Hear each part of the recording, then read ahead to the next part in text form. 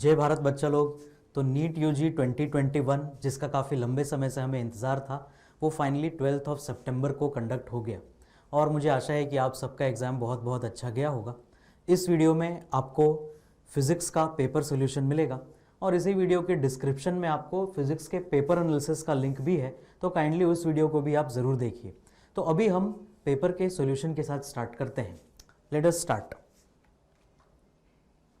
आप देखिए इस पर्टिकुलर पेपर में क्वेश्चन नंबर 1 उन्होंने क्या पूछा है। ये क्वेश्चन जो है ये सिंपल हार्मोनिक मोशन टॉपिक का क्वेश्चन है ना। सिंपल हार्मोनिक मोशन चैप्टर का नाम है और उस टॉपिक में पोटेंशियल एनर्जी टॉपिक है जिससे ये क्वेश्चन पूछा गया है। A body is executing simple harmonic motion with frequency n, frequency of its potential energy is. ये तो नोट्स में बिल्कुल बॉक्स में लिखवाया जाता है, ये बात है ना, क्योंकि जो डिस्प्लेसमेंट होता है वो a sin ओमेगा टी होता है, जबकि जो पोटेंशियल एनर्जी होता है वो हाफ kx स्क्वायर होता है, तो वो sin स्क्वायर ओमेगा टी का फंक्शन हो जाता है, जिसका कि फ्रीक्वेंसी होता है वो डबल होता है ना, और टाइम पीरियड क्या होता है, हाफ होता है। क्लियर? तो आपने लिखा होगा f dash is equal to 2f या n dash is equal to 2n, है ना, क्योंकि जो साइन स्क्वायर का फंक्शन है उसकी फ्रीक्वेंसी साइन के फंक्शन से डबल होती है, या फिर जो साइन स्क्वायर का फंक्शन है उसका टाइम पीरियड साइन के फंक्शन का हाफ होता है। क्लियर? तो बिल्कुल ही इजी क्वेश्चन ये सबसे पहला। तो अगर SHM की फ्रीक्वेंसी n है तो उसकी पोटेंशियल एनर्जी की फ्रीक्वेंसी क्या होगी, 2n। Clear? Let us proceed to second question. ये एक थ्योरेटिकल क्वेश्चन है, बहुत ही सिंपल सा। Polar molecules are the molecules. Polar molecules कैसे होते हैं? पोलर मॉलिक्यूल्स के पास डाइपोल मोमेंट होता है, इसीलिए तो उनको पोलर बोला जाता है ना, उनका नाम ही पोलर इसीलिए पड़ा है। और इसी एक सिंगल स्टेटमेंट पे उन्होंने आपसे एक क्वेश्चन पूछा कि polar molecules are the molecules, और इसका आंसर होगा having permanent electric dipole moment. Zero dipole moment तो हो ही नहीं सकता, या फिर इलेक्ट्रिक फील्ड के प्रेजेंस में नहीं, उसका नाम ही पोलर इसीलिए पड़ा है क्योंकि वो ऐसे ही पोलर होता है, उसको किसी फील्ड की जरूरत नहीं है ना। और acquire dipole moment only when magnetic field is absent, नहीं ऐसा कुछ भी नहीं है ना। वो उसका नाम ही पोलर इसीलिए है क्योंकि उसमें एक परमानेंट डाइपोल मोमेंट होता है ना। Let us proceed to next. देखो ये जो थर्ड क्वेश्चन था फिर इस पेपर का, उसमें उन्होंने कुछ फिजिकल क्वांटिटीज के नाम दिए हैं और उनके फॉर्मूले दिए हैं। इसका मतलब ये बिल्कुल ही प्योरली फॉर्मूला बेस्ड क्वेश्चन है ना। अगर आपका फॉर्मूला लिस्ट आपके पास है तो इस क्वेश्चन को आपको देखते ही टिक मारना है ना। तो इस क्वेश्चन में कुछ भी डिस्कस करने लायक नहीं है। इस क्वेश्चन का करेक्ट आंसर है option 2। That means drift velocity का जो फॉर्मूला है ना, वो ऑप्शन आर है। क्लियर? उसके बाद जो आपका इलेक्ट्रिक रेजिस्टिविटी का फॉर्मूला है वो ऑप्शन एस है ना, और इसी तरीके से आप बाकी ऑप्शंस भी देख सकते हो। तो इसमें कुछ भी लॉजिकल डिस्कस करने का अपने पास नहीं है, तो मैं इससे प्रोसीड करता हूं फॉर फर्दर अच्छे क्वेश्चंस जो पेपर में थे उसमें, है ना। तुम देखो ये क्वेश्चन था, 2 चार्ज स्फेरिकल कंडक्टर्स, एक का रेडियस r1 है और एक का r2, दोनों को तुमने एक वायर से कनेक्ट कर दिया। तुमने जैसे ही वायर से कनेक्ट किया वैसे ही क्या हुआ, दोनों का पोटेंशियल सेम हो गया, है ना, दोनों का पोटेंशियल सेम हो गया। दैट मीन्स अगर तुम्हारे पास एक स्फीयर ये है और दूसरा स्फीयर ये है ना, एक का रेडियस बताया गया है r1 और दूसरे का रेडियस बताया गया है r2। दैट मीन्स अगर इस पे चार्ज q1 है और इस पे चार्ज q2 है तो कनेक्टिंग वायर से कनेक्ट करने के बाद दोनों का पोटेंशियल सेम हो जाता है। That means k q1/r1 equal to k q2/r2। लेकिन उसने तुमसे किसका रेशियो पूछा, चार्ज डेंसिटी का। इसका मतलब तुम्हें q को चार्ज डेंसिटी में कन्वर्ट करना पड़ेगा। कैसे कन्वर्ट करते हैं q को, तुम्हें पता है q by area is charge density, मतलब charge density into area is q। That means k into, है ना, चार्ज डेंसिटी इंटू एरिया। मान लेते हैं इसका चार्ज डेंसिटी सिग्मा 1 है और इसका एरिया कितना होगा फिर 4 पाई r1 square divided by r1, है ना। ये पूरा टर्म ब्रैकेट में क्या है, ये q1 है। This will be equal to k into q2। q2 कितना होगा, sigma 2 into 4 pi r2 square divided by r2। तो तुम देख सकते हो यहां से सिग्मा 1 बाई सिग्मा 2 का वैल्यू हम इजीली कैलकुलेट कर सकते हैं। क्यों? क्योंकि सारे कॉमन टर्म्स जो हैं, है ना, ये सारे कैंसिल हो गए एक दूसरे से, और यहां से और भी कुछ कैंसिल हुआ। r1 ने इस r1 को मारा, r2 ने इस r2 को मारा, और अब हमें सिग्मा 1 बाई सिग्मा 2 की वैल्यू बिल्कुल क्लियरली बहुत आसानी से मिल रही है ना। कितनी मिल रही है, sigma 1 by sigma 2 is equal to, है ना, r2 और ये r1 इधर आ जाएगा, तो r2 बाई r1 हमारा आंसर है। क्लियर? इस क्वेश्चन में छोटा सा एक पॉइंट था जहां पे तुमसे मिस्टेक हो सकता था। अगर तुमने गलती से q1 बाई q2 निकाल दिया होता ना तो r1 बाई r2 आंसर आ जाता, लेकिन उसने सिग्मा 1 बाई सिग्मा 2 पूछा था। समझ आई बात? चलो नेक्स्ट क्वेश्चन, क्वेश्चन नंबर 5 हमारे पेपर का, है ना। क्वेश्चन नंबर 5, एक बार फिर से फॉर्मूला बेस्ड क्वेश्चन। इस क्वेश्चन में देखो वो तुमसे क्या पूछ रहा है, उसने तुम्हें परमिटिविटी इन वैक्यूम और इसके टर्म्स में तुमसे वैल्यू पूछी है एनर्जी की। अगर तुम्हें एनर्जी डेंसिटी का फॉर्मूला याद है, एनर्जी बाई वॉल्यूम, है ना, एनर्जी बाई वॉल्यूम क्या होता है, चलो नेक्स्ट क्वेश्चन में एनर्जी बाई वॉल्यूम, है ना, क्वेश्चन नंबर 5 की बात कर रहे हैं हम। Energy density means energy by volume होता है half epsilon naught A square. That means energy कितना हो जाएगा, half epsilon naught A square into volume. और उसने क्या बता रखा है ना, उसने ये बता रखा है इस क्वेश्चन में, देखो उसने इस क्वेश्चन में ये बता रखा है कि प्लेट एरिया ए है और सेपरेशन डी है। तो प्लेट एरिया ए और सेपरेशन डी है अगर, दैट मींस वॉल्यूम की जगह तुम क्या लिख सकते हो, half epsilon naught A square, है ना, sorry half epsilon naught A square नहीं, half epsilon naught E square, हाँ half epsilon naught E square होता है हमारा energy density, half epsilon naught E square, ठीक है, half epsilon naught E square into area into distance. तो बस ये तुम्हारा आंसर है, क्लियर। तो तुम्हें सिर्फ एनर्जी डेंसिटी का फॉर्मूला याद होना चाहिए। Let us go to next question. देखो क्वेश्चन नंबर 6, वो क्या कह रहा है इस क्वेश्चन में कि तुम्हारे पास एक इनफाइनाइटली लॉन्ग कंडक्टर है, उसके बाजू में एक इलेक्ट्रॉन है, वो घूमता हुआ जा रहा है, कितनी दूरी में, 20 सेंटीमीटर की दूरी पे।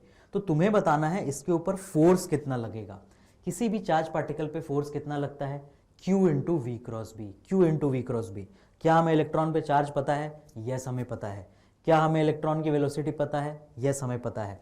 क्या हम इस करंट कैरिंग कंडक्टर के कारण यहाँ पे मैग्नेटिक फील्ड कैलकुलेट कर सकते हैं, यस कर सकते हैं। ये इनफाइनाइटली चार्ज्ड है ना, sorry infinite current carrying conductor means mu naught I by 2 pi d, d भी गिवन है क्वेश्चन में। तो तुम्हें सिर्फ Q into v cross B करना है। Q की वैल्यू इलेक्ट्रॉन पे चार्ज, वेलोसिटी का मैग्नीट्यूड 10 का पावर 5, और इसके कारण मैं, हाँ ये का जरूर एक बार चेक कर लेना कहीं V और B पैरेलल तो नहीं हो जाते, यहां पर नहीं हो रहे, है ना। यहां पे DL इस तरफ है और R मींस यहां पे जो मैग्नेटिक फील्ड आएगा ये आउट ऑफ द प्लेन आएगा, तो V और B के बीच में 90 डिग्री का एंगल है, क्लियर। पैरेलल होते तो आंसर 0 हो जाता है ना, तो वो चीज एक बार तुम्हें चेक करनी पड़ेगी। तो कैसे सॉल्व करेंगे इस क्वेश्चन को, है ना, इस क्वेश्चन को हम सॉल्व करेंगे simple force on a moving charge के फॉर्मूले से। क्या होता है force on a moving charge, Q into v cross B, और B में कितना एंगल है, 90 डिग्री का। तो Q की वैल्यू है 1.6 इंटू 10 का पावर माइनस 19। वेलोसिटी कितनी गिवन थी उसकी, वेलोसिटी गिवन था इस क्वेश्चन में 10 का पावर 5, और करंट है 5 एम्पियर, है ना।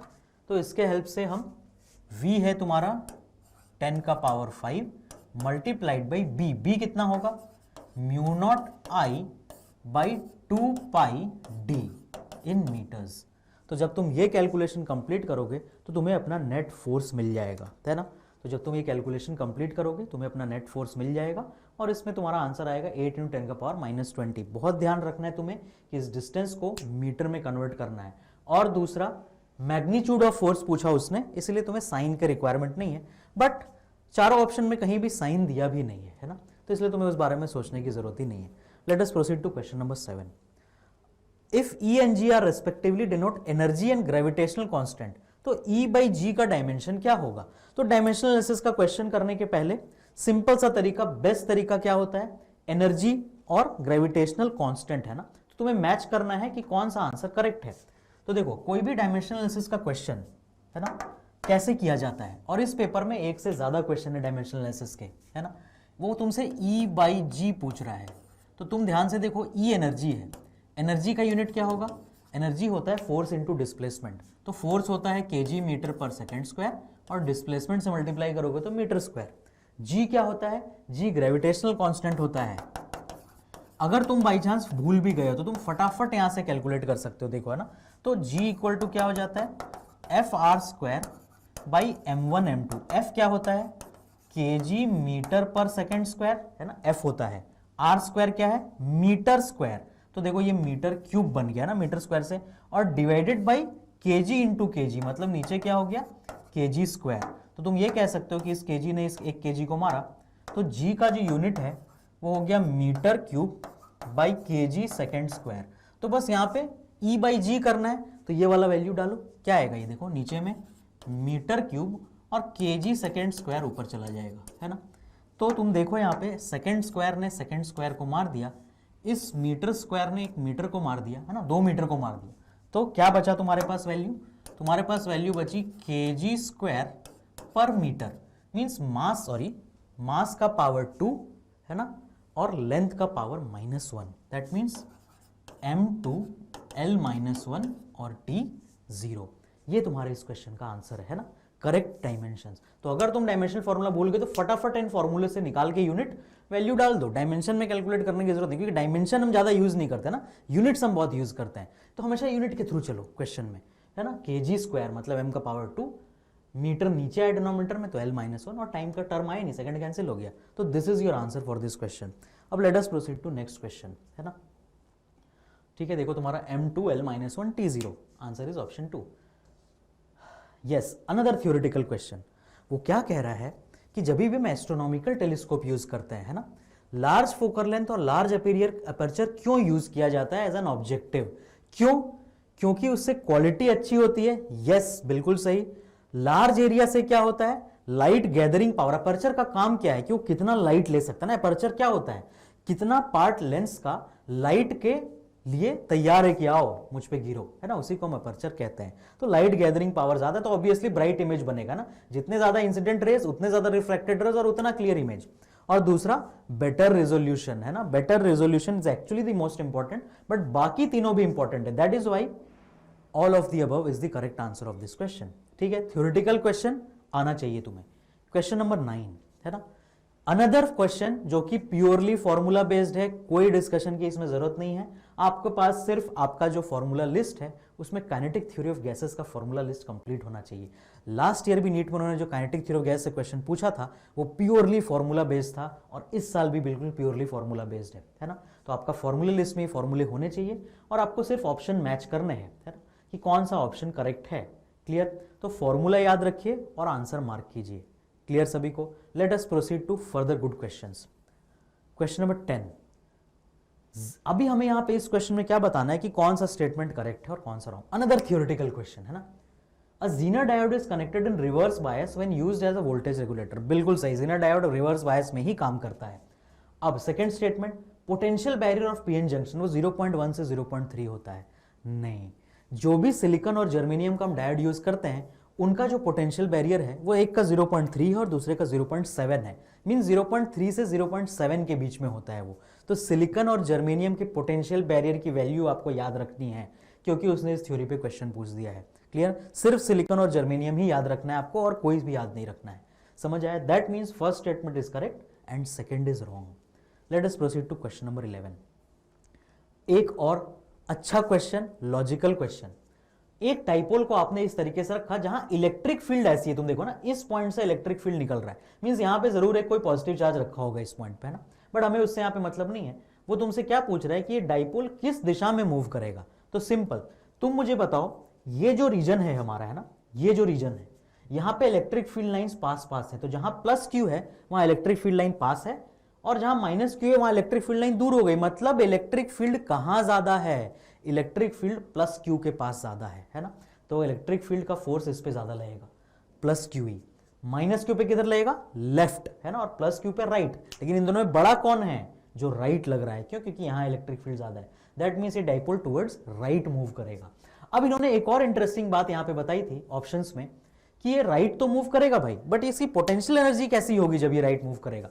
भाई किसी भी चीज को तुम रिलीज करोगे तो वो हमेशा एक लोअर पोटेंशियल एनर्जी की तरफ जाएगा, अपने आप स्टेबल इक्विलिब्रियम पोजीशन की तरफ हर कोई जाना चाहता है। तो इसका मतलब वो टुवर्ड्स राइट मूव करेगा और इसका पोटेंशियल रेड्यूस ही होगा। वो तुम्हें चेक करने की जरूरत नहीं थी। तो ये एक ट्रिकी पार्ट था इस क्वेश्चन में, है ना। अगर तुमने उसको रिलीज किया है और वो खुद से टुवर्ड्स राइट जा रहा है, मतलब जरूर उधर पोटेंशियल एनर्जी लो होगा तभी जा रहा है, नहीं तो नहीं जाता खुद से, है ना। तो दैट इज वाई ये एक अच्छा ट्रिकी क्वेश्चन था। अगर तुम्हारा इसमें टाइम वेस्ट हो सकता था अगर तुम चेक करते कि पोटेंशियल एनर्जी बढ़ रहा है या कम हो रहा है। समझ आया? तो चेक करने की जरूरत नहीं है, खुद से जाएगा तो लोअर की तरफ ही जाएगा। ठीक है, क्वेश्चन नंबर 12 एक बहुत अच्छा क्वेश्चन है ना। फिर से उसने क्या बोला कि एक कन्वेक्स लेंस है जिसका फोकल लेंथ 20 है और एक कनकेव लेंस है जिसका फोकल लेंथ 5 है। तुमने दोनों को सेम एक्सिस पे रखा है और उनके बीच का डिस्टेंस d है। तो आओ इसका डायग्राम बनाते हैं ना। वो क्या कह रहा है तुमसे इस क्वेश्चन में कि तुम्हारे पास एक कन्वेक्स लेंस है जिसका फोकल लेंथ 20 है और तुम्हारे पास एक कनकेव लेंस है जिसका फोकल लेंथ 5 है ना। इसका फोकल लेंथ 20 है और इसका फोकल लेंथ 5 है, ये बात उसने बताई। अब वो तुमसे अब नेक्स्ट ये कह रहा है उनके बीच का डिस्टेंस d है, एक parallel beam of light falling on a leaves b as a parallel beam, तो उनके बीच का डिस्टेंस कैसा होगा, है ना। वो क्या कह रहा है कि है, और कॉमन इनका प्रिंसिपल एक्सिस है वो मैं ड्रॉ कर ले रहा हूं। अब वो ये कह रहा है कि अगर एक पैरेलल बीम ऑफ लाइट इस पे आ रहा है ना, वो जब B से निकलेगा तो पैरेलल हो जाएगा। दैट मीन्स इसका मतलब ही यह है कि जरूर वो B पे ऐसी जगह जाकर के मीट करने वाला होगा, है ना। तुम अगर इसको आगे बढ़ाओगे तो B पे ये जरूर ऐसी जगह जाकर के मीट करने वाला होगा जो B का फोकस होगा। मतलब अगर ये लेंस A और ये लेंस B है ना, तो अगर मैं इसको आगे बढ़ाता तो जरूर ये ऐसी जगह मीट करने वाला होता जहां पे क्या होता, B का फोकस। क्यों? क्योंकि ये लाइट रे B से रिफ्रैक्ट होके पैरेलल हो गए। That means it will be appear to be meeting at focus of B। लेकिन एक और शानदार बात है इस क्वेश्चन में कि ये लाइट रेस किस पे पड़े थे, कन्वर्जिंग लेंस पे, और वो जाकर के B पे कन्वर्ज होते। That means this point is also the focus of A, है ना, क्योंकि यहां से पैरेलल लाइट रे आए और यहां जाकर के ये मीट करेंगे, तो ये A और B दोनों का फोकस है। मींस ये जो डिस्टेंस है तुम्हारा यहां से यहां, दिस इज 20 सेंटीमीटर, और ये जो डिस्टेंस है तुम्हारा दिस इज 5 सेंटीमीटर। मतलब डिस्टेंस बिटवीन द लेंस कितना हो गया, 20 माइनस 5, 15। बहुत ही अच्छा सा क्वेश्चन, लॉजिकल क्वेश्चन। अगर तुम कैलकुलेशन में फंसते हैं यहाँ पे तो तुम फंस जाते इस क्वेश्चन में, है ना। तो बहुत ही शानदार क्वेश्चन, ये क्वेश्चन का आंसर कितना, 15।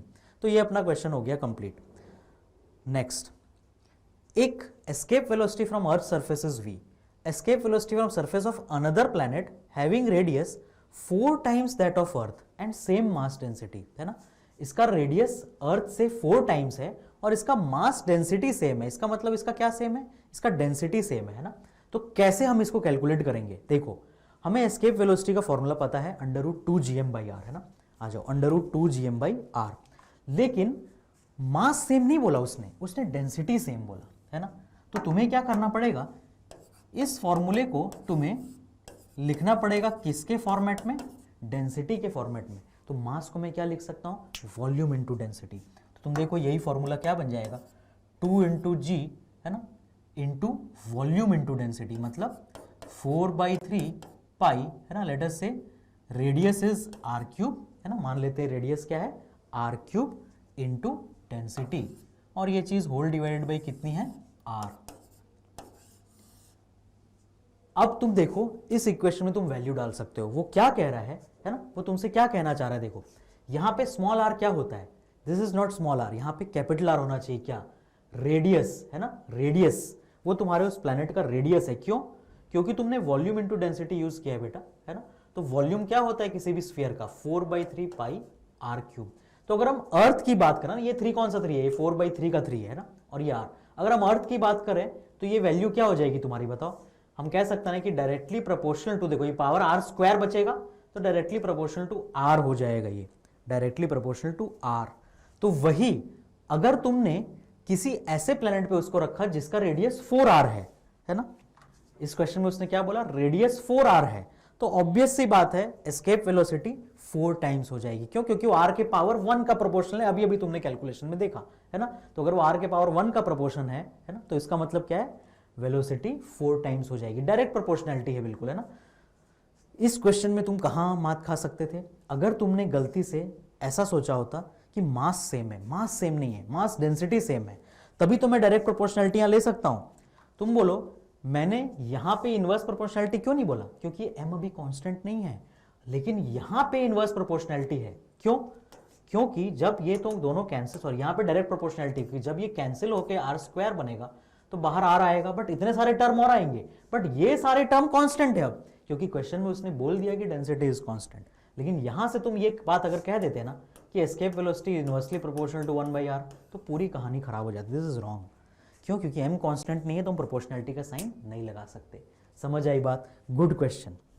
नेक्स्ट क्वेश्चन नंबर 14, बहुत ही आसान सा न्यूक्लियस चैप्टर का क्वेश्चन। जिस टाइप का आसान क्वेश्चन आता है हर साल, इस साल भी वैसा ही एक आसान सा क्वेश्चन आया।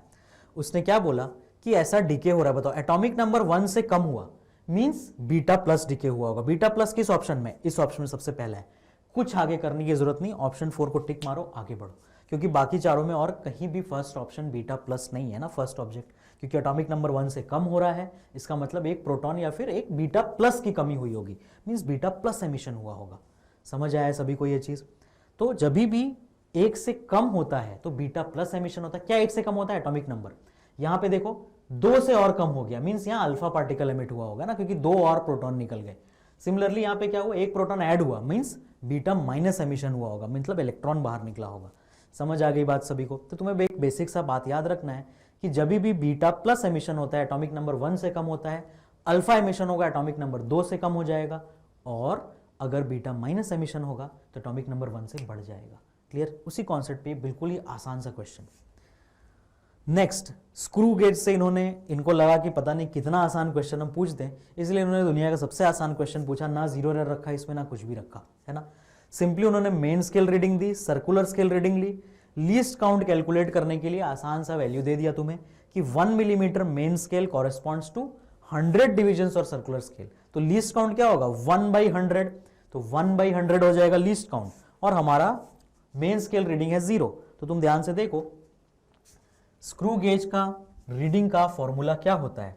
रीडिंग का फॉर्मूला होता है स्क्रू गेज का मेन स्केल रीडिंग प्लस, है ना, least count multiplied by number of division coinciding, है ना। सिंपल सा एक फॉर्मूला है। तो इस क्वेश्चन में क्या गिवन था कि मेन स्केल रीडिंग 0 है, लीस्ट काउंट तुम 1/100 से निकाल लोगे, और number of division coinciding is 52। तो आंसर क्या आ जाएगा तुम्हारा? 0.52। खत्म क्वेश्चन, है ना। बहुत ही सिंपल सा क्वेश्चन। नेक्स्ट, है ना, 0.52 तुम्हारा आंसर हो जाएगा इस क्वेश्चन। हाँ, लेकिन 0.52 क्या? ये 1 मिलीमीटर है, तो ये वैल्यू तुम्हारी मिलीमीटर में आई होगी, तुम्हें सेंटीमीटर में कन्वर्ट करना पड़ेगा। वेरी वेरी इंपॉर्टेंट है, क्योंकि उसने 1 मिलीमीटर दिया, तो तुम्हारे जो इस सॉल्यूशन में तुमने कैलकुलेट किया value, this is in millimetres, क्योंकि दिस इज मिलीमीटर्स, है ना। तो ये आंसर पूरा मिलीमीटर में आया होगा। अब अगर आंसर मिलीमीटर में है तुम्हारे, तो तुम देखो ध्यान से, चारों ऑप्शन सेंटीमीटर में दिए हैं, तुम्हें उसे सेंटीमीटर में कन्वर्ट करना पड़ेगा। एक और ऐसा क्वेश्चन जिसमें तुम्हारा नेगेटिव मार्किंग हो सकता था, और उसने देखो 0.52 भी ऑप्शन में रखा है ना। बहुत ध्यान से, शांत दिमाग से पेपर सॉल्व करना चाहिए, तभी ऐसी गलतियों करने से तुम बचोगे। क्लियर? आगे आ जाओ। Question number 16, and inductor of inductance L, है ना। ये एक थोड़ा कैलकुलेशन वाला क्वेश्चन था, बट कोई बात नहीं। उन्होंने एक सीरीज LCR सर्किट दिया, जहां इंडक्टर के अक्रॉस पोटेंशियल डिफरेंस बताया, कैपेसिटर के अक्रॉस बताया, रेजिस्टर के अक्रॉस बताया, और उसने तुमसे ये पूछा कि इस सर्किट का इंपीडेंस कितना है। तो सिंपल सी बात है ना, उसने तुम्हें यहाँ पे एम्पलीट्यूड ऑफ करंट मतलब I0 की वैल्यू बता दी। तो तुम देखो, इंडक्टर 40 वोल्ट, कैपेसिटर 10, रेजिस्टर 40, तो 40 10 40, है ना। क्या क्या वैल्यू उसने तुम्हें दिया? VL is equal to 40, V capacitor is 10 volt, और V रेजिस्टर इज 40 वोल्ट, है ना। यही सारे वैल्यू थे, जस्ट एक बार हम चेक कर लें। यस, यही वैल्यूज थे, और उसने तुम्हें I0 की वैल्यू दे दी 10√2। उसने तुम्हें सर्किट का इंपीडेंस पूछा, तो इंपीडेंस का एक बेसिक सा फॉर्मूला होता है VRMS by IRMS। VRMS LCR circuit में क्या होता है? अगर तुम्हें तीनों के अक्रॉस पोटेंशियल डिफरेंस पता है, तो सिंपल VR का whole square plus VL minus VC का होल स्क्वायर का अंडर रूट, है ना। बेसिक पाइथागोरस थ्योरम टाइप का कैलकुलेशन, डिवाइडेड बाई IRMS। अब ये I0 है, तो इससे IRMS कैसे निकालते हो? बच्चों वाली बात, IRMS होता है I0 बाई √2, मीन्स कितना हो जाएगा वो? 10, तो होल डिवाइड बाई 10। यहाँ तुम VR, VL और VC की वैल्यू डालो, तुम्हें अपना आंसर मिल जाएगा ना। VR की वैल्यू है 40 और VL माइनस VC आएगा 30, तो 40 स्क्वायर प्लस 30 स्क्वायर 50 स्क्वायर, है ना। तो ये वैल्यू तुम्हारी 50/10 5। Clear? Impedance of the circuit is 5 ohms, है ना। ज़्यादा कैलकुलेशन नहीं था, सिंपल क्वेश्चन था। तो एसी से हर बार की तरह जब क्वेश्चन आया इस बार भी, तो बहुत ही ईजी क्वेश्चन आया, जैसा हर बार आता है ना। चलो question number 17, work energy theorem का क्वेश्चन। अच्छा क्वेश्चन है ना, एक कंजर्वेशन ऑफ एनर्जी का क्वेश्चन। एक पार्टिकल है, तुमने उसे s हाइट से रिलीज किया फ्रॉम द अर्थ, एक पर्टिकुलर हाइट पे उसकी kinetic energy is 3 times potential. तो height from the surface of the earth बताना है तुम्हें, और स्पीड ऑफ द पार्टिकल बताना है तुम्हें। क्लियर? तो उसने क्या बोला, हाइट पहले तुमने s से छोड़ा, है ना।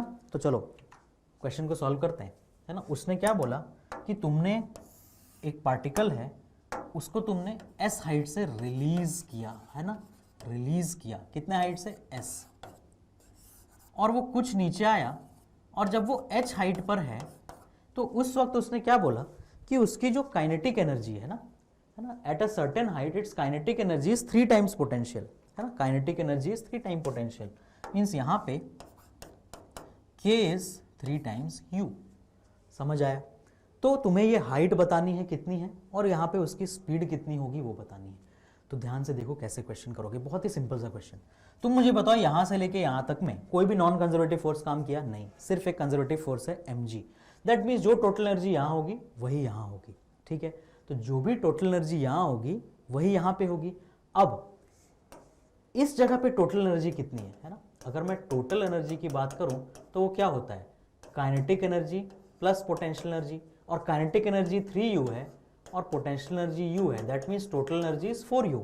तो यहां पर भी टोटल एनर्जी कितनी होगी, 4u ही होगी, है ना। यहां पर भी पोटेंशियल एनर्जी कितनी होगी, वो भी 4u होगी। क्लियर? अच्छा, अब यहां पे u कितना है, यहां पे u कितना है, एट दिस स्टेप u की वैल्यू है simply mgh। That means total energy जो है वो कितनी है, 4, है ना, 4 टाइम्स mg। तो अब तुम देखो ध्यान से, 4 टाइम्स mgh, है ना, यहां जो टोटल एनर्जी है वो कितनी है, 4 टाइम्स mgh। दैट मीन्स यही 4 mgh किसके इक्वल होगा, अगर हम ध्यान से देखो ये हाइट s है, दैट मीन्स यही 4 mgh इक्वल होगा m into G into S के, है ना, यही 4m, क्योंकि तुमने 4 mgh कहां से लाया, टोटल एनर्जी 4u है, और इस पॉइंट पे u की वैल्यू कितनी है, mgh, है ना। 3 टाइम्स u 3 mgh होता, तो 4 टाइम्स u क्या हो गया, 4 mgh। लेकिन मुझे यहां का टोटल हाइट भी पता है कितना, s, तो वहां की टोटल पोटेंशियल कितनी है, 4 mgs। अब इस इक्वेशन से मुझे h की वैल्यू मिल जाएगी, है ना, m और g कैंसिल, h की वैल्यू हो गई s/4, है ना, h की वैल्यू कितनी हो गई, s/4। अब उससे सिर्फ यही नहीं पूछा उसने, यहां स्पीड भी पूछा। अब काइनेमेटिक्स कितना नीचे आया ये, तो ये अगर s/4 है ना, अगर ये s/4 है तो ये 3s/4 होगा। तो सिंपली किसी पार्टिकल को अगर हम रिलीज करते हैं तो h हाइट नीचे आने के बाद उसकी स्पीड √2gh हो जाती है। दैट मीन्स जो यहां पे स्पीड है वो कितना हो जाएगा, √2g इंटू 3s/4, है ना, 3s/4। क्लियर? तो ये तुम्हारा वैल्यू क्या है, क्या है ना, ये तुम्हारा नीचे कैंसिल हो गया, √3gs/2, है ना, ये वैल्यू आ गई √3gs/2। ये स्पीड हो गया यहाँ पे, और हाइट कितनी हो गई, ये s/4। क्लियर? तो ये तुम्हारे इस क्वेश्चन का आंसर है। तो लेट अस सी ऑप्शंस क्या दिए हैं, यस, √3gs/2 और हाइट s/4। चलो next question, a small block. अच्छा, जो क्वेश्चन अभी मैंने सॉल्व किया, इसको सॉल्व करने के और भी तरीके थे, but this was the shortest possible method, है ना। एनर्जी कंजर्व रहेगी, जो टोटल ऊपर है, और ऊपर पूरी की पूरी एनर्जी कौन सी थी, पोटेंशियल थी। फिर h हाइट नीचे आने के बाद वो काइनेटिक और पोटेंशियल में डिवाइड हो गई, और ऐसी डिवाइड हुई कि काइनेटिक इज 3 टाइम्स पोटेंशियल, और उसी का इक्वेशन मैंने बनाया और क्वेश्चन सॉल्व किया। Let us proceed to question number 18। Kinematics motion in straight line, displacement in nth second का क्वेश्चन है ये। Small block slides down a smooth inclined plane starting from rest at t = 0। Sn is distance travel block in interval n-1 से n, मतलब nth second में, ना, n-1 से n मतलब nth second का डिस्प्लेसमेंट है। तो Sn/Sn+1 का फॉर्म का वैल्यू क्या होगा वो तुमसे पूछ रहा है। तो इसके लिए बेटा तुम्हें क्या याद होना चाहिए, तुम्हें याद होना चाहिए डिस्प्लेसमेंट इन nth सेकंड का फॉर्मूला, वो होता है u + a/2 into 2n-1, where n is nth second जिसमें डिस्प्लेसमेंट चाहिए। तो यहां पे तुम्हें क्या चाहिए, उसने Sn/Sn+1 बोला, और दोनों केस में ब्लॉक रिलीज हुआ है, मींस दोनों केस में u 0 है, और ब्लॉक जब नीचे आता है इंक्लाइंड प्लेन पे तो दोनों में क्या होगा, a की वैल्यू g sin थीटा। तो मैं उसकी वैल्यू नहीं डाल रहा हूं, सिंपली मैं क्या देख रहा हूं, देखो Sn की वैल्यू क्या हो जाएगी, a को मैं a छोड़ रहा हूं क्योंकि ऐसे भी डिनोमिनेटर में भी आएगा, कैंसिल होना है, इंटू 2n+1। तो n की वैल्यू यहाँ पे 2n-1 n है, लेकिन यहाँ पे n की वैल्यू कितनी है, n+1। तो तुम यहाँ पे क्या करोगे, 2 इंटू n+1 - n, मतलब n की जगह क्या डाल दोगे, n+1। तो तुम देखो यहाँ पे तुम्हारा क्या आंसर आएगा, न्यूमरेटर आएगा 2n-1, है ना, बाकी ये सब कैंसिल हो गया, इसने इसको मार दिया, और ये 2n+2 - 1, तो ये हो जाएगा 2n+1। This is your answer. बहुत ही बेसिक सा question, displacement in nth second का फॉर्मूला याद होना चाहिए, जो कि ऑलमोस्ट सभी को होता ही है ना। तो this was question number 18। Question number 19 पे आते हैं बेटा, देखो है ना, हाफ लाइफ, न्यूक्लियस से क्वेश्चन है ना, चैप्टर न्यूक्लियस, हाफ लाइफ का क्वेश्चन है ना, बहुत ही सिंपल सा क्वेश्चन। वो कह रहा है कि हाफ लाइफ 100 आवर्स है, तो 150 आवर्स के बाद कितना फ्रैक्शन बचा होगा। कैसे करना है इस क्वेश्चन को, देखो है ना, हमें पता है जो fraction left after n half lives, उसका ये फॉर्मूला होता है, n हाफ लाइव्स के बाद, सॉरी फ्रैक्शन नहीं, जो नंबर ऑफ न्यूक्लियाई लेफ्ट होता है, तो फ्रैक्शन लेफ्ट का n by n not, original मतलब जितने बचे हैं डिवाइड बाई जितना इनिशियली थे, यही तो बचे हुए होते हैं है ना, बचे हुए का फ्रैक्शन, ये क्या हो गया 1/2 to the power n, where n is number of half lives. अब तुम मुझे बताओ 100 आवर्स है हाफ लाइफ, तो 150 घंटे में कितने हाफ लाइफ होंगे, 3/2। तो सिंपली तुम्हें क्या करना है, 1/2 का पावर 3/2 मीन्स 1/8 का पावर हाफ मीन्स 1/√8 मीन्स 1/2√2। ये आंसर हो गया तुम्हारा। इतना फ्रैक्शन बचा है आफ्टर 150 आवर्स है ना, 3/2 हाफ लाइफ्स खत्म हुए। फिर से सिंपल फॉर्मूला पे बेस्ड क्वेश्चन था, ज्यादा टफ नहीं था। आ जाओ अब नेक्स्ट देखो है ना, अब पार्टिकल इज, अच्छा ये क्वेश्चन हो गया हमारा, ज्यादा बहक जा रहा हूं मैं, फिर से कर रहा हूं उसी क्वेश्चन को। Equivalent capacitance of combination shown, ये बेचारा जो कैपेसिटर उसके साथ क्या हुआ, वो शॉर्ट सर्किट हो गया, तो वो सर्किट से चला जाएगा, ये उड़ गया कैपेसिटर है ना, ये है ही नहीं, इसको तुमने शॉर्ट सर्किट कर दिया, तो ये दोनों पैरेलल में बच गए, तो C + C 2C, खत्म क्वेश्चन है ना। ये शॉर्ट सर्किट हो गया, तुमने डायरेक्ट कनेक्टिंग वायर जोड़ा, तो आंसर सिर्फ क्या, C और C दो पैरेलल हो गए, तो 2C। गलती से इसमें सीरीज का फॉर्मूला मत जोड़ देना C/2 करके, रॉन्ग हो जाएगा question, answer is 2C। Next question, current electricity में इक्विवेलेंट रेजिस्टेंस का बहुत ही बेसिक क्वेश्चन है ना, बहुत ही आश्चर्य की बात थी, करंट इलेक्ट्रिसिटी और से क्वेश्चन जो भी आए बहुत ही सिंपल आए है ना। Effective resistance of parallel connection that consist of 4 wires of equal length, equal cross section, length same है, इक्वल क्रॉस सेक्शन है, मटेरियल सेम, रो L/A सेम, मतलब चारों का रेजिस्टेंस सेम, और उसका इक्विवेलेंट 0.25 है।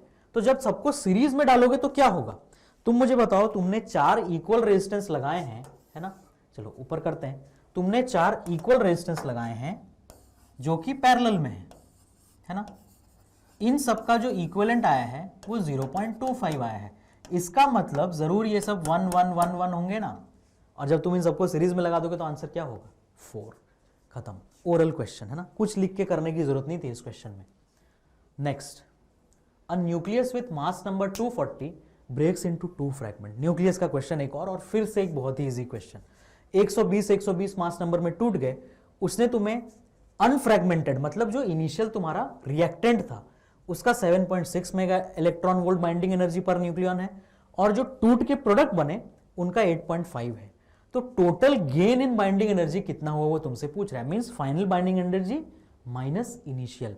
तो तुम देखो फाइनल वाले का 8.5 है और इनिशियल वाले का 7.6 है, तो कैसे हम करेंगे ना, 8.5 सॉरी और 7.6 है ना, 8.5 बाइंडिंग एनर्जी पर न्यूक्लियन, ये 8.5 है फाइनल है ना, ये फाइनल है, और initial binding energy per nucleon कितना है 7.6 है ना, इस 7.6। अब हुआ क्या है, 240 वाला 2 पार्ट में टूटा है, 120 + 120।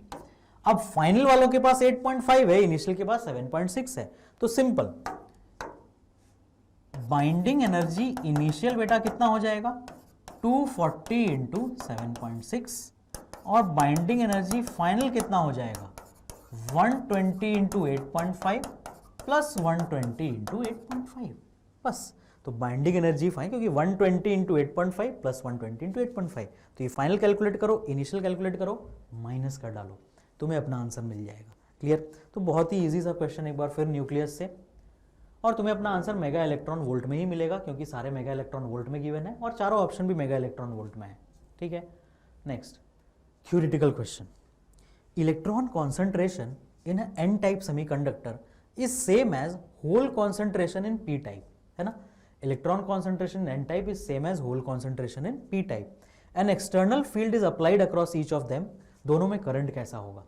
अगर कॉन्सेंट्रेशन सेम है तो तुम मुझे बताओ जब हम कैलकुलेशन करेंगे तो n भी सेम आएगा, e भी सेम आएगा, a भी सेम आएगा, सब सेम आएगा, लेकिन जो मोबिलिटी होती है इलेक्ट्रॉन की वो ज्यादा होती है एज कंपेयर टू होल्स, इसीलिए n टाइप में करंट की वैल्यू ज्यादा होगी और p टाइप में कम होगी।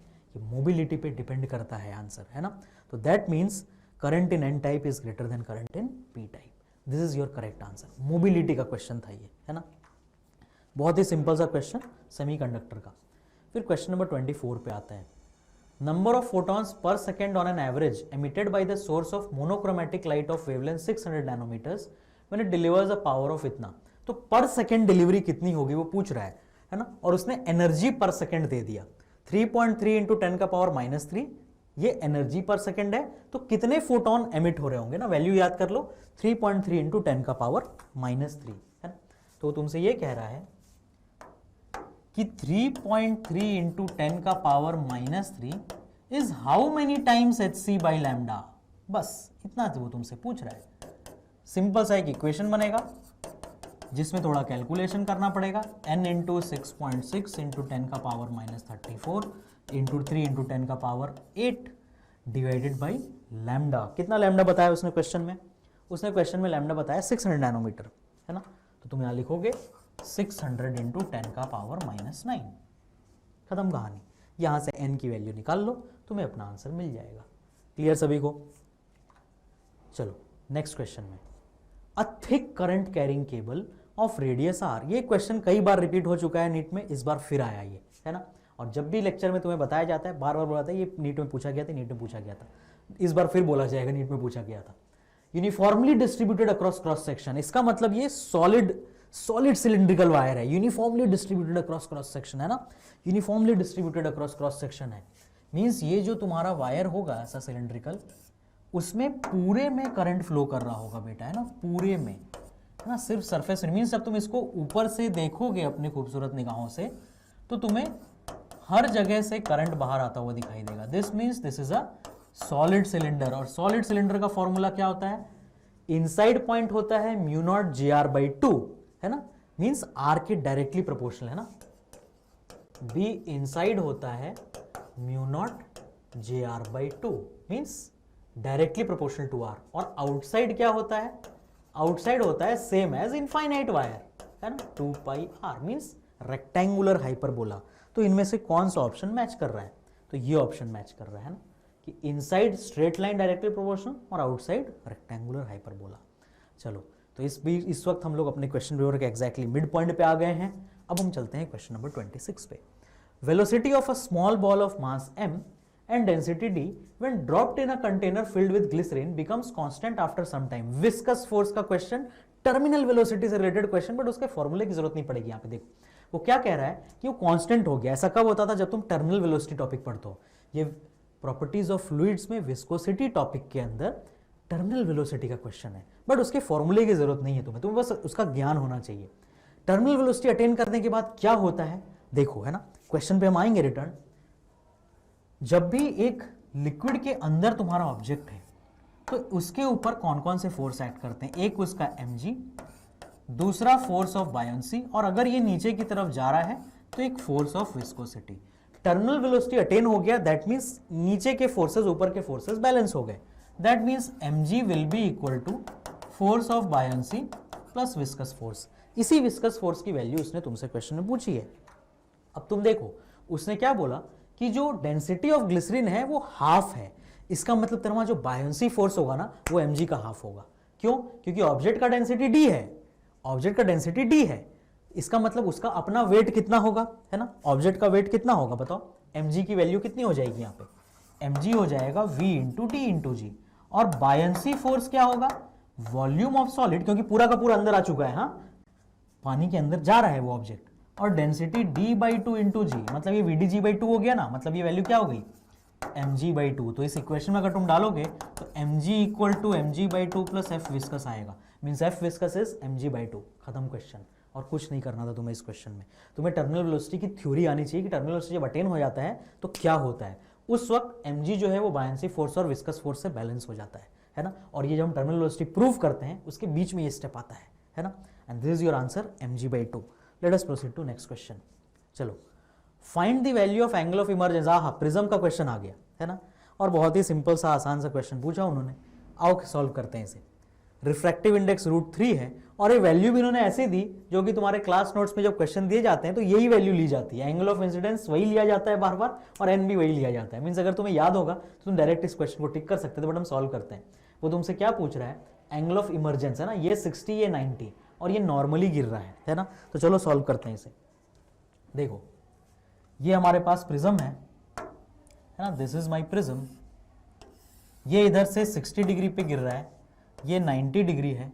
अभी तुम्हारा लाइट रे ऐसा आया तो नॉर्मल इंसिडेंस मतलब क्या, ये सीधा पास कर जाएगा है ना। एंगल ऑफ इंसिडेंस 0 तो एंगल ऑफ रिफ्रैक्शन भी 0। अब नेक्स्ट क्या, तो देखो ये 90 डिग्री है, ये 60 ये 90 था तो ये कितना था, ये 30 था, वो 30 है तो ये 60 है। ये सब मैं क्यों कर रहा हूं, क्योंकि बेटा मुझे इस सरफेस पे एंगल ऑफ इंसिडेंस चाहिए जो कि इतना है। और ये एंगल ऑफ इंसिडेंस क्यों चाहिए, क्योंकि इसका जो एंगल ऑफ रिफ्रैक्शन होगा वही तो मेरा एंगल ऑफ इमर्जेंस होगा।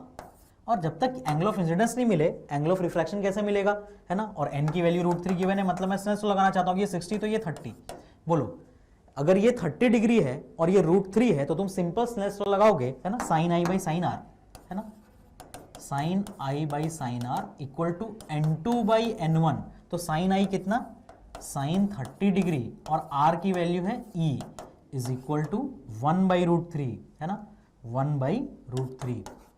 तो इसका मतलब तुम्हारा साइन e का वैल्यू क्या आ गया, √3/2। That means e is 60 degree. खत्म क्वेश्चन। तो अगर तुम्हें, वही मैं कह रहा था, अगर तुम्हें याद है कि जब अगर n √3 हो i 30 होता है तो r 60 हो जाता है, और अगर r 30 होता है तो i 60 हो जाता है ना। कई बार हमने क्वेश्चन कर रखा है। चलो question number 28। Yes, a capacitor of capacitance, displacement current उसने तुमसे पूछा। डरने की कोई बात नहीं थी, कोई टफ क्वेश्चन नहीं आया था EM वेव से। उसने तुम्हें V की वैल्यू दी, कैपेसिटर के बीच में करंट कितना होगा। तो सिंपल तुम्हें क्या करना है, V गिवन है तो तुम्हें Q इक्वल टू CV से Q निकाल लेना है ना। अगर कभी भी potential difference as a function of time given हो है ना, तो Q इक्वल टू CV करो है ना। V कितना था, V0 साइन ओमेगा t। तो करंट कितना हो जाएगा बेटा, dq/dt है ना। इलेक्ट्रोमैग्नेटिक वेव का क्वेश्चन है ये, सिंपल सा question. Q as a function of time लिखो, डिफरेंशिएट कर दो, करंट मिल जाएगा है ना। सिर्फ यहाँ पे पोटेंशियल टाइम वेरिंग था तो और अच्छा है ना यार, डिफरेंशिएट करेंगे मिलेगा ना। तो देखो डिफरेंशिएट करोगे तो CV0 omega cos omega t है ना, ओमेगा कांस्टेंट बाहर आ गया। This is answer of your question. खत्म। Next question. चलो फोर्स F से देखो डायमेंशनल एनालिसिस का एक क्वेश्चन और आ गया, और दोनों कंपलसरी सेक्शन में है ना। बहुत अच्छा बात है ये कि इजी क्वेश्चंस तुम्हें मिल रहे हैं क्वेश्चन पेपर के बीच में, अटैक करो है ना।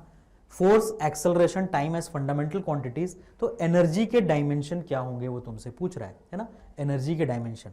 इस क्वेश्चन को करने कई तरीके के 3 इक्वेशन 3 वेरिएबल लगाओ, बट बेस्ट तरीका मैं क्या बोल रहा हूं कि इसको kg metre per second square लिखो।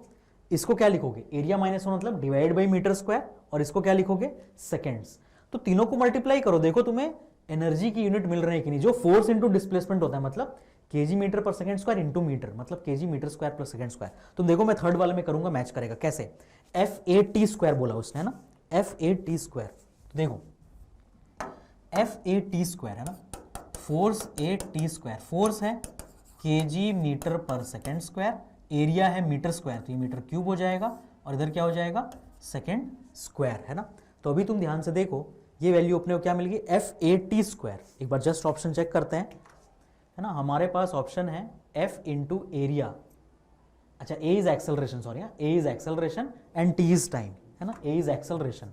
दैट मीन्स A की जगह मुझे लिखना होगा है ना, फोर्स था kg metre per second square, this is force, this is T square. Area A की जगह मुझे क्या लिखना होगा, मीटर पर सेकेंड स्क्वायर है ना, एक्सेलरेशन। तो तुम ध्यान से देखो, सेकेंड स्क्वायर ने सेकेंड स्क्वायर को मारा और ये बचा क्या, kg metre per second square into metre बचा ना है ना। तो ऐसे तुम अगर चारों में चेक करते तो थर्ड ऑप्शन, और ये जल्दी फास्ट कर सकते हो तुम, बशर्ते कि तुम 3 इक्वेशन 3 वेरिएबल बनाओ जो डायमेंशनल एनालिसिस में तुम्हें थ्योरी में सिखाया जाता है। वैसे करने की जरूरत नहीं है, देखो जल्दी बन गया, फोर्स इंटू डिस्प्लेसमेंट, एनर्जी का यूनिट आ गया थर्ड वाला। क्लियर सभी को। तो ऐसे क्वेश्चन किया करो डायमेंशनल एनालिसिस के। पोटेंशियोमीटर एक तो टॉपिक होता है, इससे लगता है कि शायद टफ क्वेश्चन आ सकता है, बट उन्होंने इस बार भी डायरेक्ट फॉर्मूला बेस कर दिया। एक बैटरी है 1.5 वोल्ट की, तो बैलेंस पॉइंट 36 पे मिला, तो 2.5 वोल्ट की बैटरी में कितने पे मिलेगा, तो 1.5/2 इक्वल टू 36/x, खत्म, है ना। क्या फॉर्मूला होता है पोटेंशियोमीटर का बैलेंस पॉइंट का?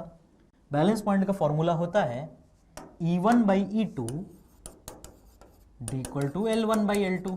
तो E1 है 1.5, E2 है 2.5, ये है 36 और L2 की वैल्यू निकाल दो। कैलकुलेशन कंप्लीट करोगे 60 सेंटीमीटर आंसर आ जाएगा, है ना। बहुत ही इजी सा क्वेश्चन पूछा गया पोटेंशियोमीटर से, है ना। Let us proceed to next. ये कौन सा केस है? कंपैरिजन ऑफ ईएमएफ वाला केस है ये, है ना। चलो, spring is stressed by a force, SHM का एक और क्वेश्चन आ गया, फिर से फॉर्मूला बेस्ड क्वेश्चन। जब तुम्हें 10 न्यूटन का फोर्स लगाया तो 5 सेंटीमीटर से स्प्रिंग इलोंगेट हुआ। अब टाइम पीरियड ऑफ ऑसिलेशन क्या है? जब तुम 2 kg लटकाते हो, तो एसएचएम में स्प्रिंग ब्लॉक सिस्टम का टाइम पीरियड क्या होता है? 2π/m/k। m की वैल्यू गिवन है, k ऊपर वाले से मिल जाएगा, है ना। कैसे निकालोगे? देखो, F इक्वल टू kx, है ना, F इक्वल टू kx। तो उसने क्या बोला कि 10 न्यूटन का फोर्स लगाया तो 5 सेंटीमीटर से इलोंगेशन हुआ, तो यहां से तुम्हें k की वैल्यू मिल जाएगी 10 डिवाइडेड बाई 0.05। और टाइम पीरियड पता है तुम्हें 2π/m/k होता है स्प्रिंग ब्लॉक सिस्टम का। m की वैल्यू क्वेश्चन में गिवन है, वैल्यू डालो, आंसर निकालो, है ना। m की वैल्यू कितनी गिवन थी क्वेश्चन में? 2 kg, और तुमने F इक्वल टू kx से तुम्हें अपना k मिल जाएगा। बस वो इस क्वेश्चन में एक्सपेक्टेड है कि तुम पाई की वैल्यू यूज करो, है ना, 3.14। है क्या करने से क्या एक्सपेक्टेड है देखो मैं बता देता हूं। ये वैल्यू तुम्हारी आ गई 10/0.05, दैट मीन्स ये कितना हो जाएगा 1000/5 मतलब 200। यहाँ पे वैल्यू डालो k की 200 और m की 2, तो वैल्यू क्या आई 1/100 का अंडर रूट, मतलब बाहर आके ये क्या हो जाएगा 1/100 का अंडर रूट बाहर आके 1/10 हो जाएगा। तो दैट मीन्स 2π 6.28/10 मतलब कितना 0.628 सेकेंड। ये आंसर है तुम्हारे क्वेश्चन का ना, ये एक्सपेक्टेड था तुमसे, फटाफट कैलकुलेशन करना, ठीक है, 0.628 सेकेंड। नेक्स्ट, एक और theory based but logical question है, लॉजिकल क्वेश्चन। इलेक्ट्रोमैग्नेटिक वेव है जिसका वेलोसिटी वेक्टर x डायरेक्शन में है, तो E और B का कौन सा कॉम्बिनेशन होगा? तो तुम्हें पता होता है इलेक्ट्रोमैग्नेटिक वेव की खास बात क्या होती है? इलेक्ट्रोमैग्नेटिक वेव की खास बात यह होती है कि उसका E क्रॉस B जो है वो V से पैरेलल होता है ना। E, B और V तीनों एक दूसरे के परपेंडिकुलर होते हैं, that means E cross B क्या होगा? V से पैरेलल। जब भी 3 वेक्टर एक दूसरे के परपेंडिकुलर हैं तो उन 2 का क्रॉस प्रोडक्ट तीसरे से पैरेलल होगा हमेशा। तो यहां पे क्वेश्चन में तुम्हें क्या दिया हुआ है? क्वेश्चन में तुम्हें उसने ऑप्शंस दिए हैं E और B के, तो तुम्हें क्या करना है E क्रॉस B करके देखना है फर्स्ट ऑप्शन में, क्या वो V के पर पैरेलल आ रहा है? क्या वो V, फर्स्ट केस में तो 0 ही हो जाएगा ना। V के पैरेलल आया कैसे पता चलेगा? V x डायरेक्शन में है, मतलब तुम्हारा जो आंसर है वो I कैप के टर्म्स में होना चाहिए। तो जब तुम ये ऑप्शन नंबर 3 का क्रॉस प्रोडक्ट करोगे ना तो तुम्हें I कैप का आंसर मिलेगा, that means option number 3 is correct. बाकी 2 और 4 और 1 में नहीं मिलेगा, फर्स्ट में तो 0 ही हो जाएगा ना क्योंकि दोनों पैरेलल वेक्टर्स दिख रहे हैं, क्लियर। तो जब तुम इनका क्रॉस प्रोडक्ट देखो, ये भी एंटी पैरेलल है, ये भी 0 हो जाएगा। J प्लस के अगर इधर होगा तो माइनस J माइनस के एग्जैक्टली उल्टा होगा, तो ये भी 0 हो जाएगा। मीन्स इन दो में से कोई एक हो सकता था, तो दोनों का क्रॉस प्रोडक्ट करो, है ना, इसमें इन दोनों का, इसमें इन दोनों का, देखो किसका आंसर आई कैप में आ रहा है, वही करेक्ट आंसर है। क्लियर सभी को? गुड क्वेश्चन, है ना। नेक्स्ट क्वेश्चन नंबर 32 हमने कर लिया, let us proceed to 33। Yes, Newton's law of cooling, heat transfer का question Newton's law of cooling chapter से, है ना। 90 से 80 डिग्री सेल्सियस में T मिनट लगा और रूम टेम्परेचर कितना है 20, तो 80 से 60 जाने में कितना टाइम लगेगा वो तुमसे पूछ रहा है ना। 80 से 60 जाने में कितना टाइम लगेगा वो तुमसे पूछ रहा है। तो जस्ट इसका डेटा लिखते हैं, 90 से 80 जाने में T मिनट्स लगा, तो 80 से 60 जाने में कितना टाइम लगेगा? बेसिक क्वेश्चन है बिल्कुल न्यूटन्स लॉ ऑफ कूलिंग का, है ना। 90 से 80 जाने में T मिनट्स लगा है, तो 80 से 60 जाने में कितना मिनट लगेगा वो तुमसे पूछ रहा है, क्लियर। और इन सब के दौरान जो रूम टेम्परेचर है तुम्हारा वो 20 डिग्री सेल्सियस गिवन है। तो बेसिक सा न्यूटन्स लॉ ऑफ कूलिंग का जो इक्वेशन होता है तुम्हारा वो क्या होगा, dN, ये तुम्हारा ये जो dt आया है ना, डिवाइडेड बाई टाइम, है ना, रेट ऑफ कूलिंग, है ना, क्या है dt/dt, मतलब ये है रेट ऑफ कूलिंग तुम्हारा ना, dt/dt। तो कितना रेट हुआ कूलिंग का 90 से 80 गए तो 10 है ना, चेंज इन टेम्परेचर 10 कितने टाइम में, टी में। ये किसके इक्वल होता है, ये प्रोपोर्शनल टू होता है रूम टेम्परेचर और बॉडी टेम्परेचर का एवरेज। तो बोलो this plus this by 2, body temperature average क्या है फर्स्ट केस में 85 माइनस 20, ये रूम टेम्परेचर। सेकेंड, ये तुम्हारा फर्स्ट इक्वेशन हुआ, जब ये 82 कहां गया, सॉरी 90 टू 80। सेकेंड में जब ये 80 से 60 जाएगा तो चेंज इन टेम्परेचर 20 का हुआ टाइम टी डैश हुआ, ये फिर से किसके प्रोपोर्शनल होगा, इन दोनों का एवरेज कितना 70 और minus room temperature, this is equation 2। दोनों इक्वेशन को डिवाइड मार दो, तुम्हें अपना आंसर मिल जाएगा, सब कुछ कैंसिल हो जाने वाला है ना। क्या आंसर मिलेगा अपने को, देखते हैं, आ जाओ। हमें इस केस में आंसर मिलेगा ना, हमें इस केस में आंसर मिलेगा 10 by t divide by 20 by t dash, है ना। तो ये हो जाएगा तुम्हारा 10 by t into t dash by 20 is equal to 65 by 50, 65 by 50। तो यहां से तुम्हें टी डैश की वैल्यू निकाल लेनी है ना, यहां से तुम्हें किसकी वैल्यू निकाल लेनी है, टी डैश की। कैलकुलेशन से सब लोग इजीली निकाल सकते हैं। देखो ये 1 टाइम्स, ये 2 टाइम्स, तो टी डैश कितना हो गया 65 बाई 50 इंटू 2t। तो 65 बाई 50 की वैल्यू कितनी आएगी, ये 13 टाइम्स जाएगा और ये 10, है ना। तो ये वैल्यू अपनी आ रही है 26t बाई 10, है ना। ये वैल्यू आ रही है 26t बाई 10 या फिर 13t बाई 5। तो let us see 13t by 5, yes 13t by 5 is the correct answer, और वो पूरा कैलकुलेशन था तुम्हारा। Let us proceed to question number 34। फिर से एक मॉडर्न फिजिक्स का क्वेश्चन आ गया अब, है ना, जो कि डिब्रोगली वेवलेंथ के ऊपर डिपेंड करता है ना। डिब्रोगली वेवलेंथ का क्वेश्चन है ये, है ना। एनर्जी जो है वो वेवलेंथ पे डिपेंड करता है, हम देखेंगे यहाँ पे ना, मोमेंटम वाला क्वेश्चन है ये। Electromagnetic wave of wavelength lambda is incident on a photosensitive surface of negligible work function. इसका मतलब जितनी भी एनर्जी तुमने उस पर डाली सब का सब उसके काइनेटिक एनर्जी में कन्वर्ट हो गया होगा, है ना।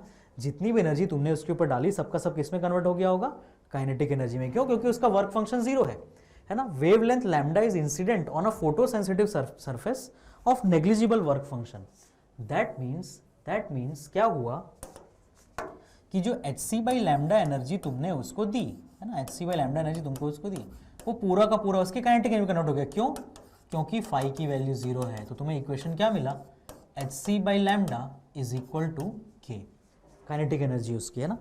अब नेक्स्ट वो क्या कह रहा है तुमसे कि एक मास ऑफ फोटो इलेक्ट्रॉन उससे एमिट हुआ है जिसका डिब्रोगली वेवलेंथ लैम्डा डी है ना।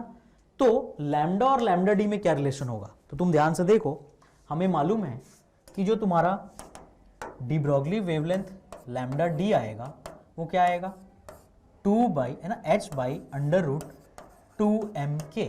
तो सिंपल, तो de Broglie wavelength lambda is equal to h by, यहाँ पे k की वैल्यू तुम क्या डाल दोगे, k की वैल्यू डालोगे 2 into m into hc by lambda, और ये पूरी चीज रूट के अंदर। तो बोथ साइड स्क्वायर कर दो, तुम्हें अपना आंसर मिल जाएगा। आओ कर लेते हैं स्क्वायर, है ना।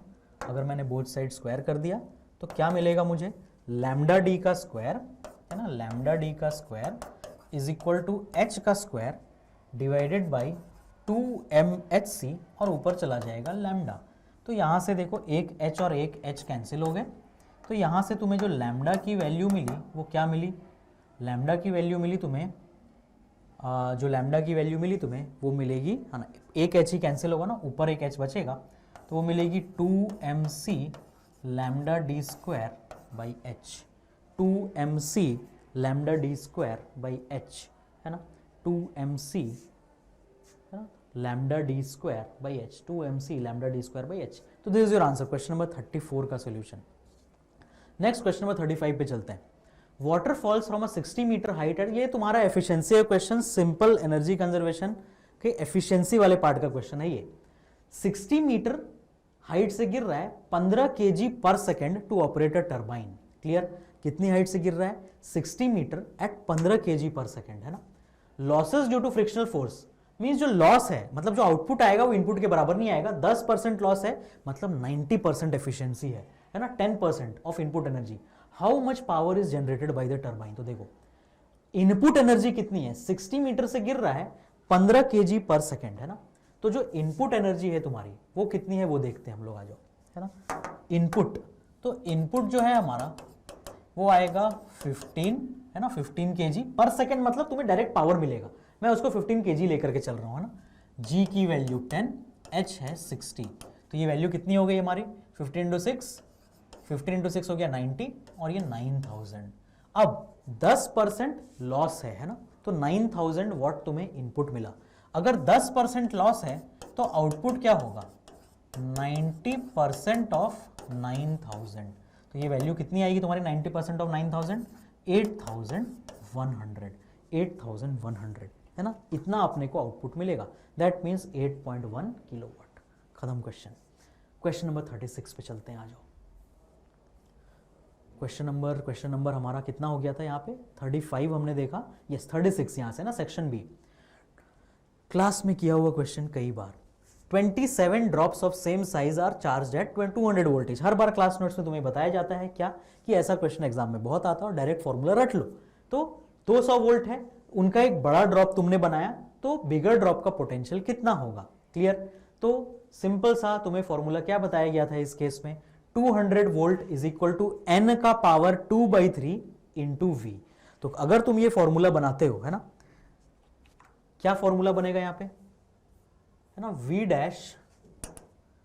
Dash is equal to n का पावर 2/3 इंटू वी, है ना, v dash is equal to n का पावर 2/3 इंटू वी। और यहां पे n की वैल्यू कितनी गिवन है क्वेश्चन में 27। तो देखो 27 का पावर 2/3 कैसे करोगे, v में डालूंगा बाद में, 27 का क्यूब रूट 3 होता है और 3 का स्क्वायर 9 होता है ना। अब तुम यहां पे देखो ये कितने वोल्ट का था, ये 200 वोल्ट का था, है ना। तो वो तुमसे अब ये पूछ रहा है combined to form a bigger drop, तो पोटेंशियल ऑफ बिगर ड्रॉप कितना हो जाएगा, है ना। तो कितने ड्रॉप्स हुए हैं 27, तो 27 का पावर तुमने 2/3 किया तो तुम्हें वैल्यू कितनी मिली, तो तुम्हें वैल्यू मिली 9, है ना। तो 9 तुम्हें मिला, तो v डैश की वैल्यू अब कितनी हो जाएगी, तो एक का जो पावर था तुम्हारा वो पावर था 200, तो तुम मुझे बताओ 200 इंटू 9 करोगे तो 1800 ही पहुंचेंगे। तो सर 1980 कैसे आएगा, तो अब हम देखते हैं कि इस फॉर्मूले तक हम लोग पहुंचते कैसे हैं। बट इस क्वेश्चन में तुम देखो यहां पर एक प्रॉब्लम है, इसने 200 वोल्ट वैल्यू दी है ना, तो 200 वोल्ट वैल्यू अगर है तो 220 इंटू 9 अगर तुम करोगे ना, जो हमारा सोल्यूशन है ना, उसके अकॉर्डिंग तुम देखो अगर हम 220 इंटू 9 करते हैं, है ना, ये वैल्यू तुम्हें 200 से मल्टीप्लाई करनी पड़ेगी, तो ये वैल्यू कितनी आएगी 1800। लेकिन वहां पे ऑप्शन है 1980, that means potential of each drop कितना होना चाहिए 220 होना चाहिए ना। इस पर्टिकुलर जगह पे यहाँ पे एक मिसप्रिंट है, दिस शुड बी कितना 220, है ना। तो तुम लोग ये पर्टिकुलर फॉर्मूला याद रखो कि v dash potential of larger drop, है ना, इज इक्वल टू n का power 2/3 into potential of smaller, है ना, ये vl और ये vs, क्लियर। इससे तुम डायरेक्टली लार्जर ड्रॉप निकाल सकते हो, या फिर वो तुम्हें लार्ज का दे देगा और स्मॉलर का पूछेगा, तो फिर इस इक्वेशन में लार्ज की वैल्यू यहां डालना और इधर से vs की वैल्यू कैलकुलेट कर लेना। समझ आया, तो ये एक डायरेक्ट फॉर्मूला है। तो यहां पे एक्चुअली क्या है, इस पर्टिकुलर क्वेश्चन में प्रॉब्लम है, दिस शुड बी 220 वोल्ट्स, तभी 220 इंटू 9 1980 आएगा। ठीक है, फटाफट चलते हैं अपने नेक्स्ट क्वेश्चन में, है ना। Question number 37, a point object is placed at a distance of 60 centimetre from a convex lens, means तुमने ऑब्जेक्ट कहीं यहां रखा, ठीक है, फोकल लेंथ है 30। तो फर्स्ट पार्ट करते हैं, है ना, फोकल लेंथ 30 है और तुमने ऑब्जेक्ट को कहां रखा है 60 सेंटीमीटर पे। तो देखो जस्ट हम इस क्वेश्चन को करते हैं, हमारे पास एक कन्वेक्स लेंस है जिसका फोकल लेंथ 30 है, जिससे तुमने ऑब्जेक्ट को कहां रखा है 60 सेंटीमीटर पे, क्लियर। और तुम्हारे पास यहां पर एक मिरर भी है ना, एक मिरर भी है, क्लियर। तो सबसे पहले क्या करोगे, जो इमेज बनेगा किससे, कन्वेक्स लेंस से, वो फाइंड कर लोगे, ठीक है। तो f30 गिवन है, तो u है 60 इंटू 30 बाई 60 प्लस 30, वैल्यू कितनी आ गई हमारी 1800 बाई 90। तो 1800 बाई 90 जब तुम करोगे तो तुम्हें अपनी वैल्यू क्या मिलेगी प्लस 20, दैट मीन्स इस लेंस के 20 सेंटीमीटर राइट साइड में, है ना। हमारे साइन कन्वेंशन के हिसाब से this should be plus, this should be minus, क्यों, क्योंकि अभी इंसिडेंट रे किधर जा रहा है, राइट ट्रैवल कर रहा है। अब वो क्या कह रहा है क्वेश्चन में देखते हैं। अब यहां पर एक मिरर है जो कि 40 सेंटीमीटर की दूरी पर है। तुम्हें फाइनल इमेज पता करना है। तुम देखो ध्यान से, इससे जो यहां पे इमेज बनेगा है ना, कहां इमेज बनेगा, पहला I1 ये 20 पे बनेगा। बट अब क्या होगा, यही इमेज इसके लिए ऑब्जेक्ट का काम करेगा। तो ये टोटल 40 था, तो इसका मतलब ये कितना बचा, 20। तो ये जो मिरर इमेज बनाएगा अब वो यहां पे बनाएगा I2 और ये डिस्टेंस कितना होगा, 20। लेकिन क्या ये फाइनल इमेज होगा, नहीं। क्यों, क्योंकि लाइट रे अभी आया है, मिरर को हिट किया है, अब ये रिटर्न जाके एक रिफ्रैक्शन और लेगा। दैट मींस अब जो I2 बना वो इस लेंस के लिए ऑब्जेक्ट का काम करेगा, जिसका कि ऑब्जेक्ट डिस्टेंस कितना होगा बताओ, ये भी 20 है। अब लाइट रे इधर जा रहा है लेफ्ट, तो अब साइन कन्वेंशन, अगर लाइट रे अब लेफ्ट जा रहा है तो इधर प्लस और इधर माइनस, 20 प्लस 20 प्लस 20 60 सेंटीमीटर इसके लिए ऑब्जेक्ट डिस्टेंस हो गया। एफ कितना हो गया, 30। इसका मतलब है ना, एफ हो गया 30। तो अब तुम ध्यान से देखो, फिर से वही u की वैल्यू कितनी आ जाएगी तुम्हारी, u की वैल्यू आ जाएगी, ये तुमने प्लस और माइनस, हाँ यहां पर एक छोटा सा मिस्टेक हुआ, क्या देखो u की वैल्यू कितनी होगी, -60 और ये -30। हाँ एक बार फिर से हम इसको सॉल्व करते हैं। uf है ना, अगर एग्जाम में तुमसे भी सिली मिस्टेक हो जाए, बिल्कुल ध्यान से आराम से आगे क्वेश्चन में बढ़ो, है ना। -60 × 30 कितना, -1800, और -60 + 30 कितना, -30, है ना। तो दिस विल बी क्या, -30। क्लियर। तो -1800 डिवाइडेड बाई -30, ये वैल्यू कितनी आएगी, ये दोनों कैंसिल होंगे और ये वैल्यू आएगा तुम्हारा +60, है ना। ये वैल्यू कितना आएगा तुम्हारा, +60। क्लियर सभी को। तो +60 का मतलब क्या, यहां से 40, तो इसका मतलब तुम्हारा पहला इमेज यहां बनेगा ना। अब मैं इस डायग्राम को एक बार फिर से पूरा बनाता हूं। हमारा पहला इमेज आया 60 के ऊपर, ठीक है। तो मैं ये लेंस फिर से ड्रॉ कर रहा हूं एक बार। देखो बहुत ही शानदार क्वेश्चन है ये। f की वैल्यू है 30 और यहां पे हमारा मिरर है प्लेन। तो फर्स्ट ऑब्जेक्ट यहां रखा है 60 पे, है ना। तो तुमने जो इसका इमेज बनाया वो कितने पे बना, +60 पे। इसका मतलब यहां कहीं पे पहला इमेज बना। +60 का मतलब क्या, ये तो 40 था ही, है ना, ये 40 था, तो इससे 20 दूर। अब तुम ध्यान से देखो, ये जो इमेज है वो इसके लिए कैसा काम करेगा, ऑब्जेक्ट का काम करेगा। तो ये अपने से 20 लेफ्ट साइड अब अपना इमेज बनाएगा, है ना। तो इसका मतलब इसका जो इमेज बनेगा प्लेन मिरर का, वो कहीं यहां बनेगा I2, सच दैट ये डिस्टेंस कितना हो, 20। तो अब तुम बताओ इसका लेंस से कितना डिस्टेंस रह गया, 20। अब ये जो I2 है कैसा काम करेगा लेंस के लिए, ऑब्जेक्ट का, है ना। अब रे लेफ्ट ट्रैवल कर रहा है, तो अब तुम्हारा साइन कन्वेंशन कैसा बनेगा, इधर प्लस और इधर माइनस। u की वैल्यू -20, देखो v क्या हो जाएगा, -20 into f 30 by u plus F means -20 + 30। तो ये वैल्यू कितनी आई, -600 डिवाइडेड बाई -20 + 30 मतलब 10, है ना, मतलब 10। तो अभी ये वैल्यू क्या है तुम्हारा, -20 इंटू 30 मतलब कितना, -600 बाई -20 + 30। तो ये कितना आ जाएगा तुम्हारा, ये वैल्यू आ जाएगी -60। इसका मतलब जो तुम्हारा फाइनल इमेज बनेगा ना, वो इसके राइट साइड में ही बनेगा, राइट साइड में। और तुम मुझे बताओ, जब भी v नेगेटिव आ जाता है कन्वेक्स लेंस में, तो इमेज कैसा होता है, वर्चुअल। इसका मतलब इस क्वेश्चन का जो आंसर है इट विल बी, है ना, फाइनल इमेज कहां पे बनेगा। तो तुमने जो डिस्टेंस कैलकुलेट किया, एक बार फिर से हम उस डिस्टेंस को देखते हैं, है ना। This distance is -60। तो यहाँ पे अपने पास ऑप्शंस में है क्या ये -60, नहीं। तो यहाँ पे फ्रॉम द प्लेन मिरर, है ना, यस। तो 20 centimetre from the plane mirror होगा ना, क्योंकि तुमने -60 जो कैलकुलेट किया है वो तो इसके प्लेन से होगा। दैट मीन्स यहाँ पे इसी के ऊपर बन जाएगा तुम्हारा I3, है ना, यहाँ से 60 पीछे। क्लियर। और क्योंकि कन्वेक्स का v नेगेटिव है, तो क्या ये इमेज वर्चुअल बनेगा, यस। लेकिन एक बार ये इमेज तुम्हारा वर्चुअल बना है ना फाइनल, तो ये इमेज तुम्हारा वर्चुअल रह जाएगा। क्यों, क्योंकि लाइट रे का पाथ देखो, है ना। लाइट रे यहां से आया होगा, रिफ्रैक्शन लिया उसने, है ना, तो I1 उसने यहां बनाया, है ना, ऐसा I1 बनाया, फिर ये हिट करके गया और अब ये रिटर्न जा रहा है। तो इसका जो वर्चुअल इमेज बनेगा वो वहां बनेगा। अब जो लाइट रे निकल गया ना, तुम ऐसा मत सोचो कि इमेज यहां बन रहा है तो मिरर फिर से उसको रिफ्लेक्ट करेगा, नहीं। लाइट रे का पाथ फॉलो करो। लाइट रिटर्न होकर लेंस को क्रॉस कर चुका, भले ही अब फाइनल इमेज यहां बन रहा है, लेकिन अब वो फिर से रिफ्लेक्ट तो नहीं हो रहा ना, तो वो रिफ्लेक्शन नहीं होगा और यही तुम्हारा फाइनल इमेज होगा। 20 सेंटीमीटर कहाँ से? मिरर से, है ना, 20 सेंटीमीटर मिरर से और इमेज वर्चुअल होगा। क्लियर सभी को? इमेज कैसा होगा? वर्चुअल होगा, है ना, क्योंकि V क्या आया है कन्वेक्स लेंस में? नेगेटिव। बहुत ही अच्छा क्वेश्चन जहां सिली मिस्टेक हो सकते थे और मैंने भी किया, है ना। तो एक क्वेश्चन को अच्छे से देखो। और कहां तुम सिली मिस्टेक कर सकते थे कि तुम ये सोचते कि सर ये इमेज यहां बनेगा मतलब फिर से एक रिफ्लेक्शन होगा। नहीं, लाइट रे थोड़ी वापस आ रहा है, वो तो एक रिफ्रैक्शन लिया तुमने, वैल्यू कितनी निकाली तुमने उस रिफ्रैक्शन से?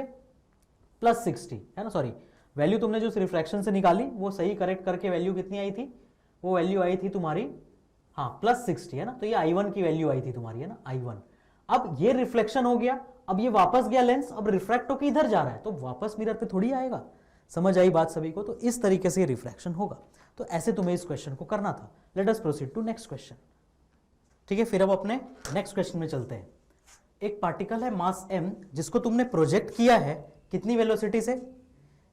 k टाइम्स एस्केप वेलोसिटी, है ना, k times escape velocity from the surface of the अर्थ। तो मैक्सिमम हाइट ये कितने ऊपर तक जाएगा ये तुम्हें पता करना है। तो ये सिंपल फिर से एक एनर्जी कंजर्वेशन का क्वेश्चन है। तुमने इसको अर्थ के सरफेस से प्रोजेक्ट किया है ना। लेट अस से ये हमारे अर्थ का सरफेस है, यहां से मैंने इसको वेलोसिटी दी कितनी? k टाइम्स VE, और मान लेते हैं ये वो h max है जहां तक वो जाने वाला है। क्लियर? यहां आकर के इसकी वेलोसिटी कितनी हो जाएगी? 0। तो इसको इनिशियल और इसको फाइनल मानते हुए क्या मैं ये इक्वेशन बना सकता हूं? KI plus UI equal to KF plus UF। तो KI कितना? हाफ m इंटू KVE का स्क्वायर, और यहां पोटेंशियल एनर्जी कितना होगा बताओ? जो अर्थ का मास है ना, जो अर्थ का मास है वो अगर मैं कैपिटल M मान लूं, है ना, अर्थ का मास में कैपिटल M मान लूं और इस ऑब्जेक्ट का मास में स्मॉल m मान लूं, तो वैल्यू कितनी होगी? -gmm/r, है ना, क्योंकि ये डिस्टेंस कितना है? अर्थ का radius r is equal to KF की वैल्यू हो गई 0 और final potential energy -gmm/r plus h। तो इस पर्टिकुलर इक्वेशन से ही तुम्हें अपना आंसर मिल जाएगा। तुम चाहो तो, है ना, क्योंकि उसने तुमसे h की वैल्यू पूछी है तो तुम यहाँ क्या कर सकते हो? तुम एस्केप वेलोसिटी की जगह पे √2gm/r वैल्यू पुट कर सकते हो, है ना। तुम एस्केप वेलोसिटी की जगह √2gm/r वैल्यू पुट कर सकते हो। तो क्या होगा इससे फायदा?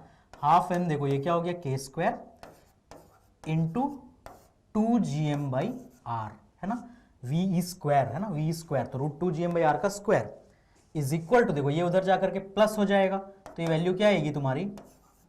gmm/r minus gmm/r plus h। तो इस पर्टिकुलर इक्वेशन से तुम्हारे बहुत सारे टर्म कैंसिल हो जाएंगे ना। g इंटू कैपिटल M, मतलब जो कैपिटल M जो हमारे अंदर यहाँ पे इक्वेशन में घुसा हुआ था वो चला जाएगा, है ना, और दूसरा स्मॉल m भी है ना, ये सारे टर्म्स कैंसिल हो जाएंगे और तुम इजीली अपना h कैलकुलेट कर पाओगे, है ना, और तुम इजीली अपना h कैलकुलेट कर पाओगे। क्यों? क्योंकि देखो आंसर में सिर्फ r और k के टर्म्स में ऑप्शंस हैं जो तुम अब इस इक्वेशन से इजीली फाइंड आउट कर सकते हो। कैसे? ये m into g into m, है ना, m into g into m, m into g into m, ये सारे कैंसिल हो जाएंगे और सिंपल इक्वेशन बचेगा k² बाई, है ना, ये 2 और 2 भी cancel, k²/r equal to 1/r minus 1/r plus h। यहाँ से h की वैल्यू निकाल लेना। समझ आ गया सभी को? Simple energy conservation of question. Next question पे आते हैं, आ जाओ। अब जो हमारा नेक्स्ट क्वेश्चन है, in the product F equal to QV cross B, B की वैल्यू देखो उसने क्या डाली? BI plus BI plus B0 K, sorry BI plus BJ plus B0 K। Q की वैल्यू दे दी, V की वैल्यू दे दी और फोर्स कितना आया वो भी दे दिया।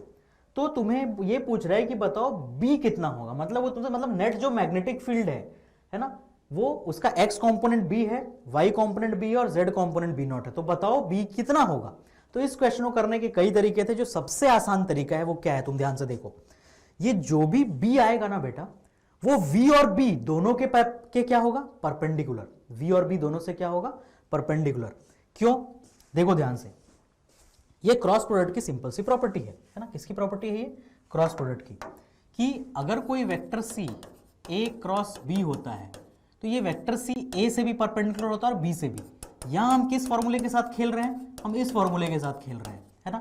इसका मतलब ये जो वेक्टर f होगा वो v से भी परपेंडिकुलर होगा और b से भी। That means f dot b 0 होना चाहिए, f डॉट b 0 होना चाहिए।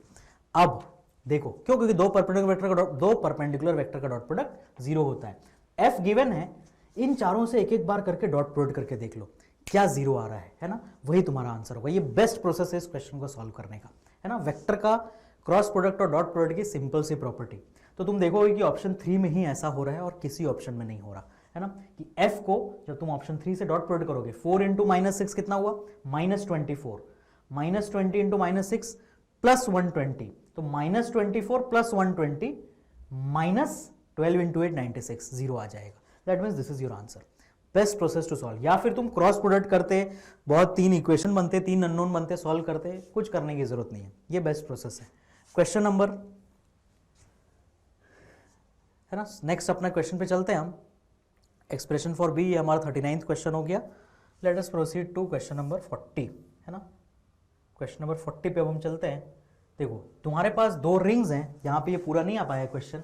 एक का रेडियस r1 है और एक का रेडियस r2 है। उनको सेम प्लेन में रखा तुमने और r1 r2 से बहुत बड़ा है। देखो, है ना, क्या क्वेश्चन है वो यहाँ पे कि तुम्हारे पास 2 रिंग्स हैं, एक का रेडियस r1 है और ये जो दूसरा रिंग है उसका रेडियस r2 है, और क्वेश्चन में गिवन है कि r1 जो है वो r2 से बहुत बड़ा है। तो तुम्हें क्या कैलकुलेट करना है? तुम्हें कैलकुलेट करना है mutual inductance between them. Always class notes में किया हुआ क्वेश्चन, है ना, कई बार बात दोहराई गई कि r1 ग्रेटर देन r2 क्यों किया जाता है। तो इसके कारण इसको प्राइमरी कॉइल मानो, है ना, this will be your primary and this will B secondary. तो जो फ्लक्स आएगा वो कितना आएगा, b इंटू एरिया। b किसके कारण? प्राइमरी के कारण। एरिया किसका? सेकेंडरी का।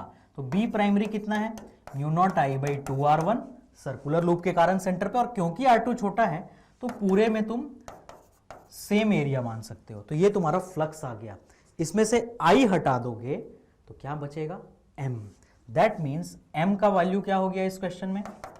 इस क्वेश्चन में m की वैल्यू हो गई μ0πr2/2r1, μ0πr2/2r1। इतना भी लिखने की जरूरत नहीं है, दिख रहा है कि वो r2/r1 के प्रोपोर्शनल है ना, कि वो r2/r1 के प्रोपोर्शनल है ना, r2/r1 के प्रोपोर्शनल। यस, ऑप्शन नंबर 1 बिल्कुल सही। Question 41, yes, good. फाइनली उन्होंने एक अच्छा क्वेश्चन और दिया, किससे? Modern physics logic gate. Logic gate से क्वेश्चन आता ही है, इस बार उन्होंने सर्किट थोड़ा बढ़ा दिया है। क्लियर? तो तुम्हें क्या करना है, तुम्हें ए, बी और सी का ट्रुथ टेबल पहले ड्रॉ कर लेना है ना, ए, बी और सी का। तुम देखो 0 से T1 टाइम, T1 से T2 टाइम, फिर T2 से T3, T3 से T4, T4 से T5 और T5 से T6। तो अगर तुम ट्रुथ टेबल ड्रॉ करते हो इसमें, तो क्या क्या तुम्हें इनपुट मिलेंगे, है ना। सबसे पहला तुम्हें जो टाइम मिलेगा वो मिलेगा 0 से T1, फिर T1 से T2, T2 से T3, T3 से T4। इतने में ही आंसर पता चल जाएगा अपने को और आगे जाने की जरूरत नहीं पड़ेगी, है ना। क्यों? क्योंकि बहुत सारे ऑप्शन, जो ऑप्शंस दिए उसमें बहुत सारे डिफरेंसेस हैं। अब देखो 0 से T1 में A की वैल्यू ले लो, B की वैल्यू ले लो और C की वैल्यू ले लो, ये सब तुम्हें इनपुट मिल जाएंगे, है ना। तो तुम ध्यान से देखो A, B और C की क्या क्या वैल्यूज गिवन है। A कैसा है, 0 1 0 1 0 1, है ना, A ऐसा है। तो A जो है वो है 0 1 0 1 0, फिर आगे नीचे की जरूरत नहीं पड़ने वाली अपने को। नेक्स्ट B कैसा है, 0 0 1 1 0 0।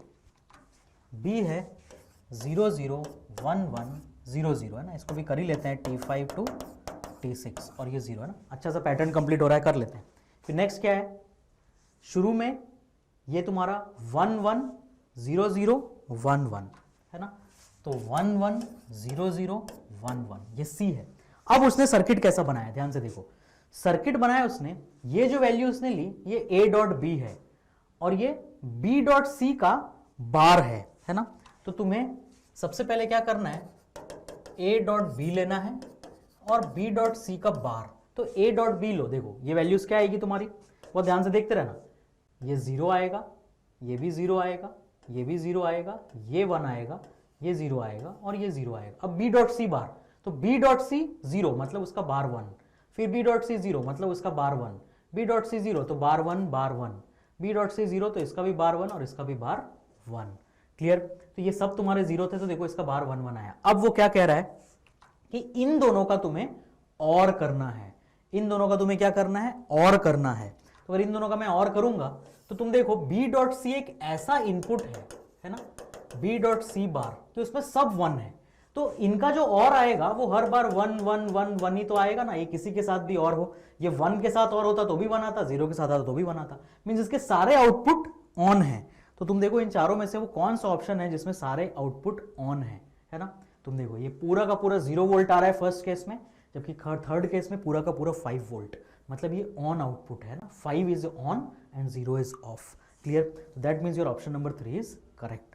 बड़ा सर्किट देख के डरना नहीं है, फटाफट ट्रूथ टेबल बनाना है, कैलकुलेशन करना है ना। कुछ तो क्वेश्चन होंगे ना जिसमें मजा आना चाहिए। चलो फिर ये क्वेश्चन नंबर हो गया अपना कौन सा कवर, अभी ये हमने कवर किया अपना question number 41। Let us move to question number 42।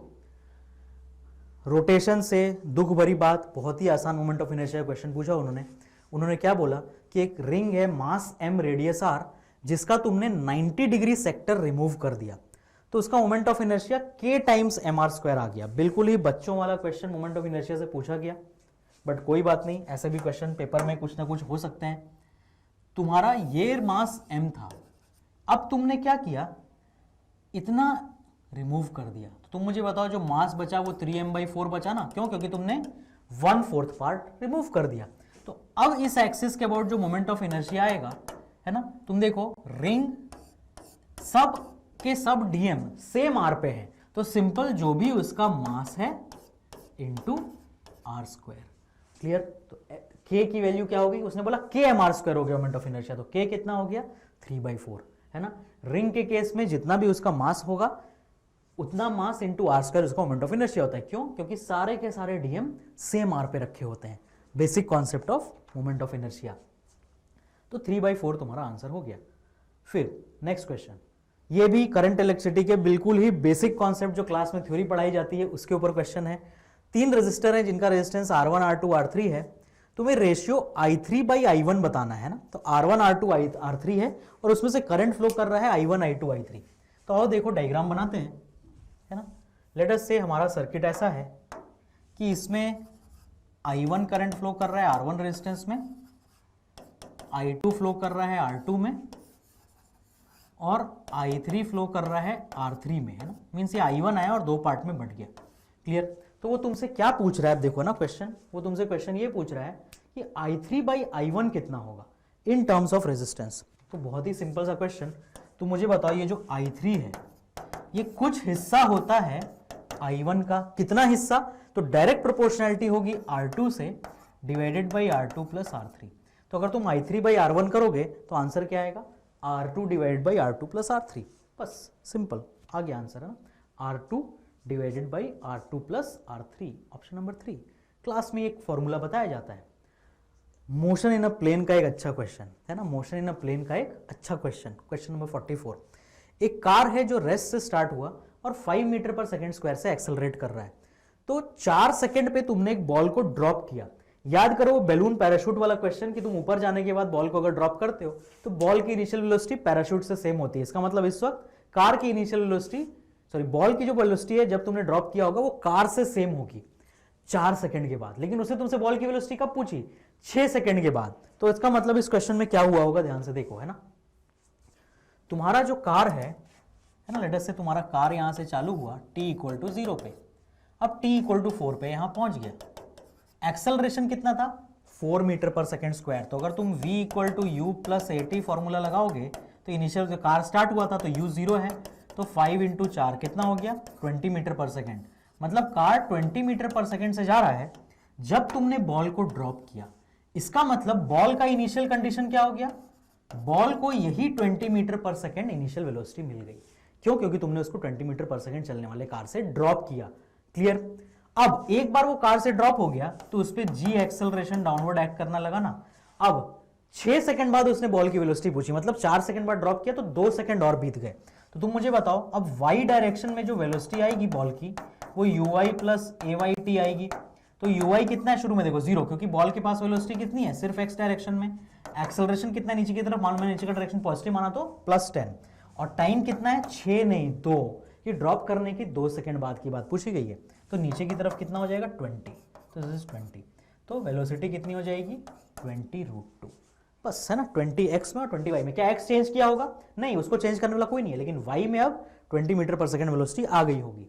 तो तुम्हारा आंसर है 20√2 मीटर पर सेकंड। और एक्सेलरेशन कितना है 10 मीटर पर सेकंड स्क्वायर। क्यों? क्योंकि अब वो कार से गिर चुका है, अब उसके पास कार का एक्सेलरेशन नहीं होगा, अब उस पर ग्रेविटी काम कर रहा होगा। क्लियर? नेक्स्ट क्वेश्चन नंबर 45, ये फिर से तुम्हारा एक बेसिक सा क्वेश्चन है। Step down transformer connected to an AC main supply 220 volt is operating at इतना। तो ये तुम्हारा इनपुट वोल्टेज है और इससे तुम्हें 44 वॉट पावर मिला। अब तुम देखो लॉस नहीं है, मींस इनपुट पावर और आउटपुट पावर सेम होगा। इसका मतलब क्या है ना? इसका मतलब ये है, देखो ध्यान से, है ना, V इनपुट इज 220 और पावर आउटपुट कितना दिया है? पावर आउटपुट क्वेश्चन में पावर आउटपुट दिया है उसने 44। इसका मतलब पावर इनपुट भी 44 होगा। क्यों? क्योंकि लॉसेस नहीं है, तो वो तुमसे आई इनपुट पूछ रहा है। तो कुछ नहीं, power input is equal to V input into I input, है ना। तो पावर इनपुट कितना है? पावर इनपुट है 44, वी इनपुट है 220, अब आई इनपुट निकाल लो, 44/220, 1/5, 0.2 एम्पियर्स। खत्म question. Next, a ball of mass is dropped from a height इतना, strikes the ground and rebounds to the same height, magnitude of impulse, गिर के सेम हाइट तक उठा। इसका मतलब गिरने के जस्ट पहले की वेलोसिटी और गिरने के जस्ट बाद की वेलोसिटी सेम होगी। तो गिरने के जस्ट पहले की वेलोसिटी किससे निकालोगे? √2gh, है ना। तो गिरने के जस्ट पहले की वेलोसिटी कितनी होगी ना? देखो बॉल है, सिंपल एक बॉल है, वो तुमने रिलीज किया, है ना। कितने हाइट से रिलीज किया? तुमने रिलीज किया 10 मीटर से। इसका मतलब जब यहां पहुंचा होगा तो इसकी वेलोसिटी हो गई होगी 2 × g × h, मतलब कितना? √200 या फिर 10√2। ये वेलोसिटी बॉल की है गिरने के जस्ट पहले नीचे के तरफ 10√2, और गिरने के जस्ट बाद ये कितनी हो गई होगी? ऊपर की तरफ 10√2। क्यों? क्योंकि ये सेम हाइट तक गया है, मींस कोएफिशिएंट ऑफ रेस्टिट्यूशन 1 होगा इसका, है ना। तो ऊपर गया। अब इंपल्स क्या होता है? इंपल्स होता है P final minus P initial. तो P फाइनल इज m × 10√2। मास कितना गिवन है बॉल का? मास है 0.15। तो P final is 0.5 × 10√2 minus P initial is minus of, है ना, 0.15 तो मास है और वेलोसिटी इस बार -10√2 करोगे, है ना। क्यों? क्योंकि इनिशियली वो नीचे था। बस ये कैलकुलेशन कंप्लीट करो, 0.15 × 10√2 प्लस 0.15 × 10√2, है ना। तो तुम्हारा आंसर ये हो जाएगा सिंपली 0.15 × 10√2 प्लस 0.15 × 10√2। मतलब जो भी इनिशियल और फाइनल मोमेंटम दोनों ऐड हो जाएंगे। क्यों? क्योंकि दोनों initial final exactly opposite direction में, तो जो तुम PF माइनस PI करोगे तो दोनों ऐड हो जाएंगे, है ना। तो ये 1.5 10√2 1.5 × 10√2, है ना, सॉरी 1.5√2 1.5√2। दैट मीन्स तुम्हारा आंसर क्या हो जाएगा? तुम्हारा आंसर हो जाएगा इस केस में 3√2, और 3√2 मीन्स 3 × 1.4 4.2। खत्म क्वेश्चन। नेक्स्ट, LCR सर्किट, है ना। ये इस बार उन्होंने AC का एक ऐसा क्वेश्चन पूछा जो कि इसके क्वालिटी फैक्टर पे क्वेश्चन था, है ना। क्वालिटी फैक्टर वाला क्वेश्चन था। वो क्या कह रहा है? इंडक्टर की वैल्यू 5 है, कैपेसिटर 80 है ना, और तुमने उसको AC सोर्स 230 में लगाया है। क्लियर? तो क्या क्या डेटा इसने क्वेश्चन में दे रखा है वो हम लोग सबसे पहले लिख लेते हैं, ठीक है। तो डेटा में इसने क्या क्या दिया है आओ देखो, है ना। उसने तुम्हें दिया है इंडक्टर की वैल्यू L 5 है, C की वैल्यू 80 है और R की वैल्यू 40 है ना। L is 5, C is 80 microfarad और R इज 40 ओम्स। इतना डेटा उसने तुम्हें पहली लाइन में दिया। अब वो क्या कह रहा है कि तुमने इसको 230 वोल्ट वेरिएबल फ्रीक्वेंसी से कनेक्ट किया। इसका मतलब जो तुम्हारा VRMS है उसकी वैल्यू 230 वोल्ट दे दी। नेक्स्ट, अब वो क्या कह रहा है? The angular frequency of the source at which power transfer to the circuit is half the power at resonance angular frequency. That means तुम्हें पता है कि पावर हाफ तब होता है जब I जो है वो IRMS होता है ना।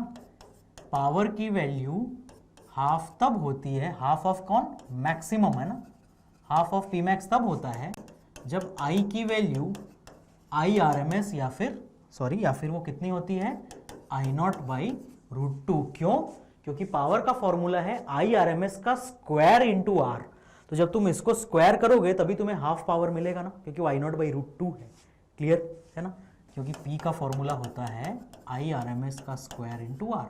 तो आई आर एम एस जब स्क्वायर की वैल्यू है ना, पी का फॉर्मूला क्या होता है, आई स्क्वायर आर, तो जब आई की value I R M S होगी तभी तो पावर क्या होगा, मैक्सिमम का हाफ है ना। ये वो formula I R M S यहां कब पड़ेगा, जब पावर की वैल्यू मैक्सिमम का हाफ होगी, क्योंकि पी नॉट क्या होगा, आई नॉट स्क्वायर आर। तो जब तुम आई की जगह आई नॉट बाई रूट टू डाल दोगे तो बोले आई नॉट बाई रूट टू आ जाएगा, तो ये पी नॉट बाई टू बन जाएगा ना, स्क्वायर होकर के। बस इसी पॉइंट पे क्वेश्चन था। और वो तुमसे क्या पूछ रहा है, देखो है ना, जो क्वालिटी फैक्टर का अपना ग्राफ है, करंट वर्सेस फ्रीक्वेंसी है ना, वो ग्राफ किस तरह का होता है, क्वालिटी फैक्टर का ग्राफ होता है ऐसा, ठीक है। अब आई आर एम एस की वैल्यू लेटर से यहां पे आई आर एम एस है ना, तो तुम्हें ये एक बैंडविड्थ मिलता है यहां से लेके यहां तक का। ये कौन सा बैंड है, जब आई की वैल्यू मैक्सिमम है ना, ये आई नॉट है, तो ये तुम्हें फ्रीक्वेंसी ओमेगा नॉट है ना, रेजोनेंट फ्रीक्वेंसी ओमेगा नॉट मिलता है। लेकिन जब आई की वैल्यू आई आरएमएस होती है तो उसके कॉरेस्पॉन्डिंग तुम्हें एक बैंडविड्थ मिलता है, इसको हम बैंडविड्थ कहते हैं, या फिर ये डेल्टा ओमेगा से डिनोट किया जाता है। अब फ्रॉम दिस ग्राफ एक फॉर्मूला बनता है अपना ऑफ क्वालिटी फैक्टर Q, जो है ना क्वालिटी फैक्टर Q, जिसकी वैल्यू XL बाई आर होती है, मतलब L ओमेगा बाई आर है ना, L omega by are.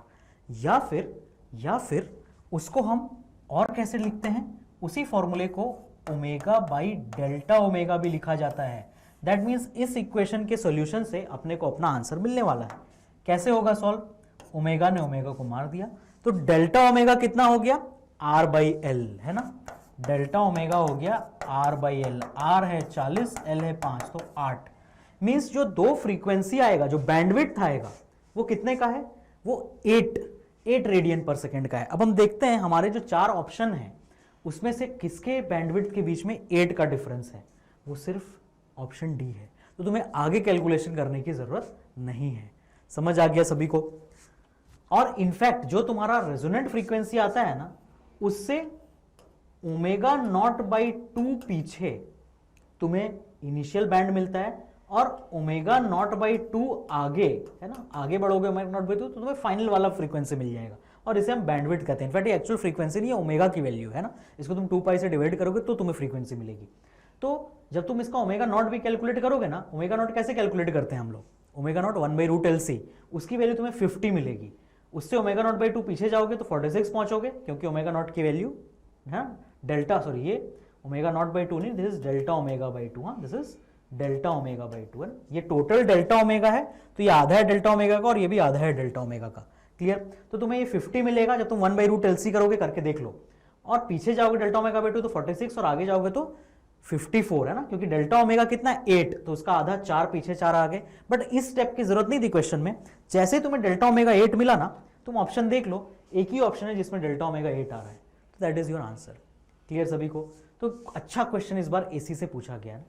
Next torque का क्वेश्चन आया एक, है ना, रोटेशनल इक्विलिब्रियम का क्वेश्चन। इसने क्या बोला, हमारे पास एक फलक्रम है जिसको उसने बैलेंस किया है, और यहां पे 2 kg मास है या m kg, तुमसे m की वैल्यू पूछी गई है ना, और इसने कुछ कुछ डिस्टेंसेस दिए। इस पूरे रॉड का लेंथ 200 सेंटीमीटर है और इस पूरे रॉड का मास 500 ग्राम है। तो हम क्या करते हैं, हम एक एक करके ना डेटा जो अवेलेबल है वो बनाते हैं, है ना। इस क्वेश्चन का क्या क्या डेटा अवेलेबल है, 200 सेंटीमीटर का रॉड है अपने पास, है ना, रॉड है कितने का, 200 सेंटीमीटर का। तो ऑब्वियसली इसका जो 500 ग्राम आएगा मीन्स 0.5 kg, मीन्स 0.5 इंटू जी, वो उसके सेंटर से होगा, है ना। और टोटल लेंथ उसने कितना दिया है, 200। अब उसने फलक्रम किधर लगाया है ना, और बाकी मासेस कहाँ लगाए हैं, तो देखो, a mass of 2 kg is suspended from the rod at 20 centimetre, है ना, एंड मीन्स 0 से 20, देखो ये 0 से 200 की तरफ आ रहा है, यहाँ पे 200 होगा। तो तुमने पहले कहाँ पे किया इसको, 20 पे, मतलब 0 से 20, और फलक्रम लगाया 40 पे, और ये मास लगाया तुमने कितने पे, 160 पे, तो 20 40 160 है ना, मींस इस एंड से 20, ये वाले एंड से 20 आके तुमने एक मास लटकाया कितना, 2 kg, फिर उसी एंड से 40 पे आकर के तुमने क्या लटकाया, तुमने फुलक्रम लगाया, कुछ नहीं लटकाया, और उसी एंड से 160 पे आके ना, ये टोटल एंड से यहां तक 160 है, फिर तुमने क्या लटकाया, m kg, तो m की वैल्यू बताओ। तो सिंपल तुम्हें क्या करना है, तुम्हें फुलक्रम के अबाउट टॉर्क ले लेना है ना, फुलक्रम के अबाउट नेट टॉर्क क्या आना चाहिए, 0। तो देखो इस 2 kg का टॉर्क कितना आएगा बताओ, फुलक्रम तुमने 40 पे लगाया, मतलब फुलक्रम से इसका डिस्टेंस कितना हो गया, 0.2 metres, that means r perpendicular into f। इसका टॉर्क कैसा है, इसका टॉर्क है एंटी क्लॉकवाइज, और बाकी इन दोनों का क्लॉकवाइज आएगा, तो this anti clockwise torque must be equal to clockwise. अब बताओ ये 40 है तो यहां से यहां 60 होगा ना, है ना, क्योंकि ये 100 सेंटर पे होगा ना, उसका अपना वेट उसके सेंटर पे होगा, तो दैट मींस यहां से यहां 100 है, तो ये कितना बचा, 60। तो उसका जो क्लॉकवाइज टॉर्क आएगा वो 0.5 इंटू जी कितना आ जाएगा, 5, 0.5 इंटू 10 5, और आर परपेंडिकुलर कितना है, 0.6 प्लस, अब देखो ये 100 है और ये टोटल 160 है, मतलब ये भी कितना होगा, ये 60 होगा, मतलब इसका भी आर परपेंडिकुलर 0.6 हो गया इंटू एम इंटू जी, मतलब 10m। यहां से तुम अपने m की वैल्यू मिल जाएगी, है ना, 0.2 इंटू 20 कितना हो गया, ये हो गया 4 इक्वल टू 3 प्लस 6m, तो 1 इज इक्वल टू 6m, तो m की वैल्यू आई 1/6 kg या फिर 1000/6 ग्राम। तो देखते हैं कौन सा ऑप्शन हमारा मैच किया, है ना, 1000/6 ग्राम, तो 1000/6 ग्राम या 1/6, 1/12 kg यहाँ पे आंसर गिवन है, बट आंसर अपना आ रहा है कितना, 1/6 kg।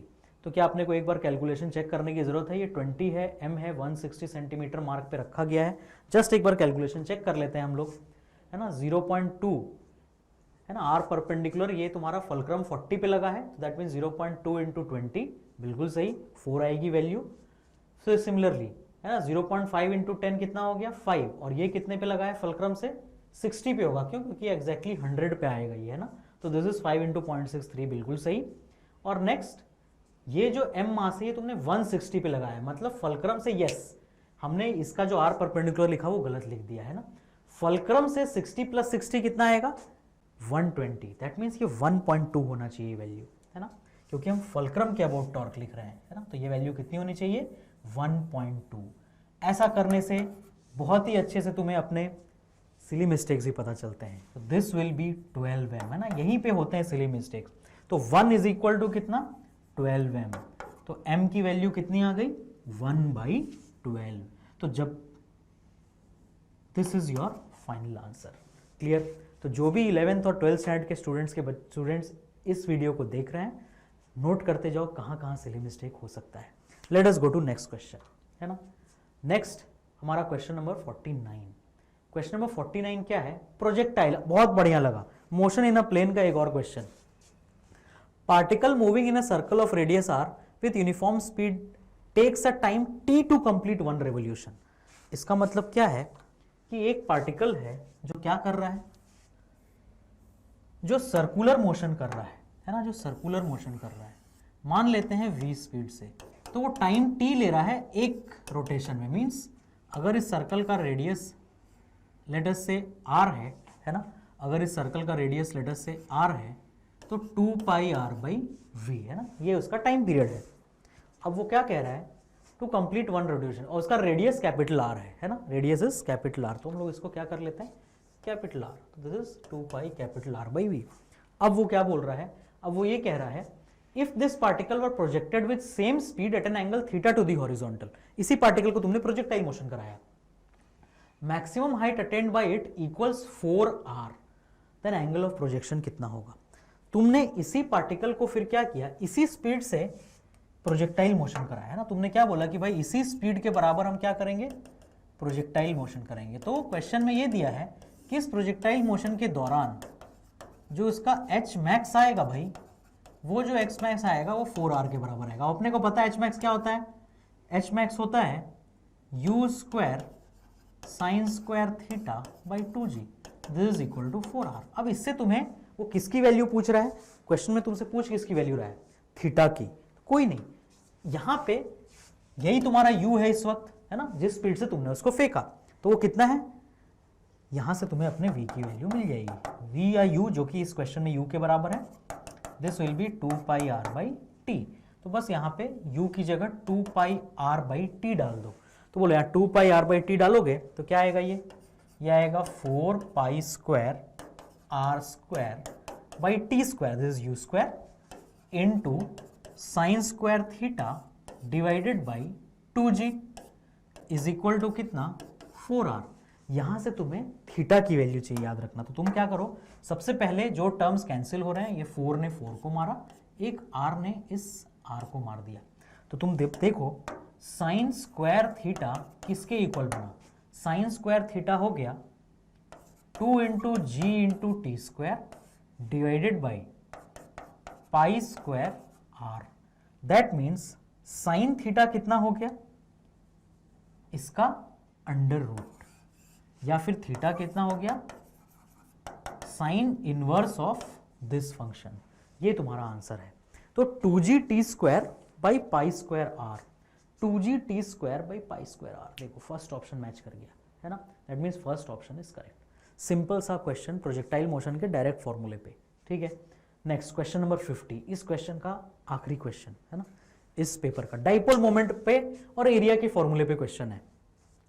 एक यूनिफॉर्म कंडक्टिंग वायर है, वायर का लेंथ 12A है, पूरा 12A लेंथ का वायर है, उसका रेजिस्टेंस R है, wound up as a current carrying coil in the shape of, पहले तुमने इक्विलैटरल ट्रायंगल में लगाया और फिर स्क्वायर में, तो तुम्हें दोनों का मैग्नेटिक डाइपोल मोमेंट बताना, means I into area vector कितना होगा।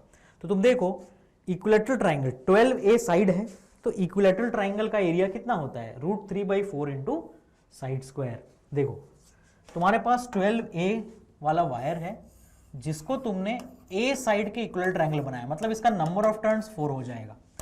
सिमिलरली 12A का वायर है जिसको तुमने A का स्क्वायर बनाया, तो इसमें नंबर ऑफ टर्न्स 3 हो जाएंगे। तो इसका जो डाइपोल मोमेंट आएगा वो आएगा 4 इंटू I इंटू एरिया, और एरिया कितना, √3/4 इंटू साइड स्क्वायर। सिमिलरली इसका जो डाइपोल मोमेंट आएगा वो क्या आएगा, वो 3 इंटू I इंटू एरिया कितना इसका, A स्क्वायर, मीन्स ये वैल्यू हो जाएगी 3IA स्क्वायर और ये वैल्यू हो जाएगा √3IA स्क्वायर। तो ट्राइंगल का √3IA स्क्वायर और स्क्वायर का वैल्यू हो जाएगा 3IA स्क्वायर, है ना, स्क्वायर हो जाएगा 3IA स्क्वायर और ये √3IA स्क्वायर। तो देखो ये तुम्हारा आंसर आ गया। तो ये तुम्हारा पेपर था, पूरे पेपर का डिटेल्ड सॉल्यूशन। इसमें सिली मिस्टेक कहाँ कहाँ की मैंने, सिली मिस्टेक हुआ तुम्हारा सबसे पहले रोटेशन वाले क्वेश्चन में, फिर जो तुम्हारा लेंस वाला क्वेश्चन था वहां पे u की वैल्यू गलती से पॉजिटिवली ली गई थी। तो जब भी तुमसे क्वेश्चन में सिली मिस्टेक हो जाए, बहुत ध्यान से तुम्हें आराम से उस क्वेश्चन को फिर से करना है, तुम तुरंत वापस आ सकते हो आंसर पे, है ना। जैसे ही मिस्टेक हो बिल्कुल काम डाउन हो जाओ, है ना। हम उल्टा हो जाते हैं, मड़बड़ा जाते हैं, बट ऐसा नहीं करना है तुमको, क्लियर। तो जहां जहां जो भी 11-12 स्टैंडर्ड के स्टूडेंट्स इस लेक्चर को देख रहे हैं वो प्लीज इन चीजों को भी नोट करो, समझ आई बात। तो ये तुम्हारा पूरा नीट 2021 के फिजिक्स के पेपर का सॉल्यूशन था। अच्छे से क्वेश्चन पेपर को देखो, है ना, और इस वीडियो के डिस्क्रिप्शन में जो पेपर एनालिसिस का लिंक है उसको भी देखो, तो तुम्हें आइडिया लगेगा तुम्हारे लिए और क्या स्टोर में है। और जितने भी बच्चों ने ये एग्जाम दे दिया है ना, जितने बच्चों ने एग्जाम दे दिया है, आई होप और मैं तुम लोगों को सबको बेस्ट ऑफ लक करता हूं कि तुम्हारा रिजल्ट जो भी तुम चाहते थे बिल्कुल वैसा ही आए। और इसी बेस्ट ऑफ लक के साथ मिलेंगे अपने फिर नेक्स्ट वीडियो में। जय भारत।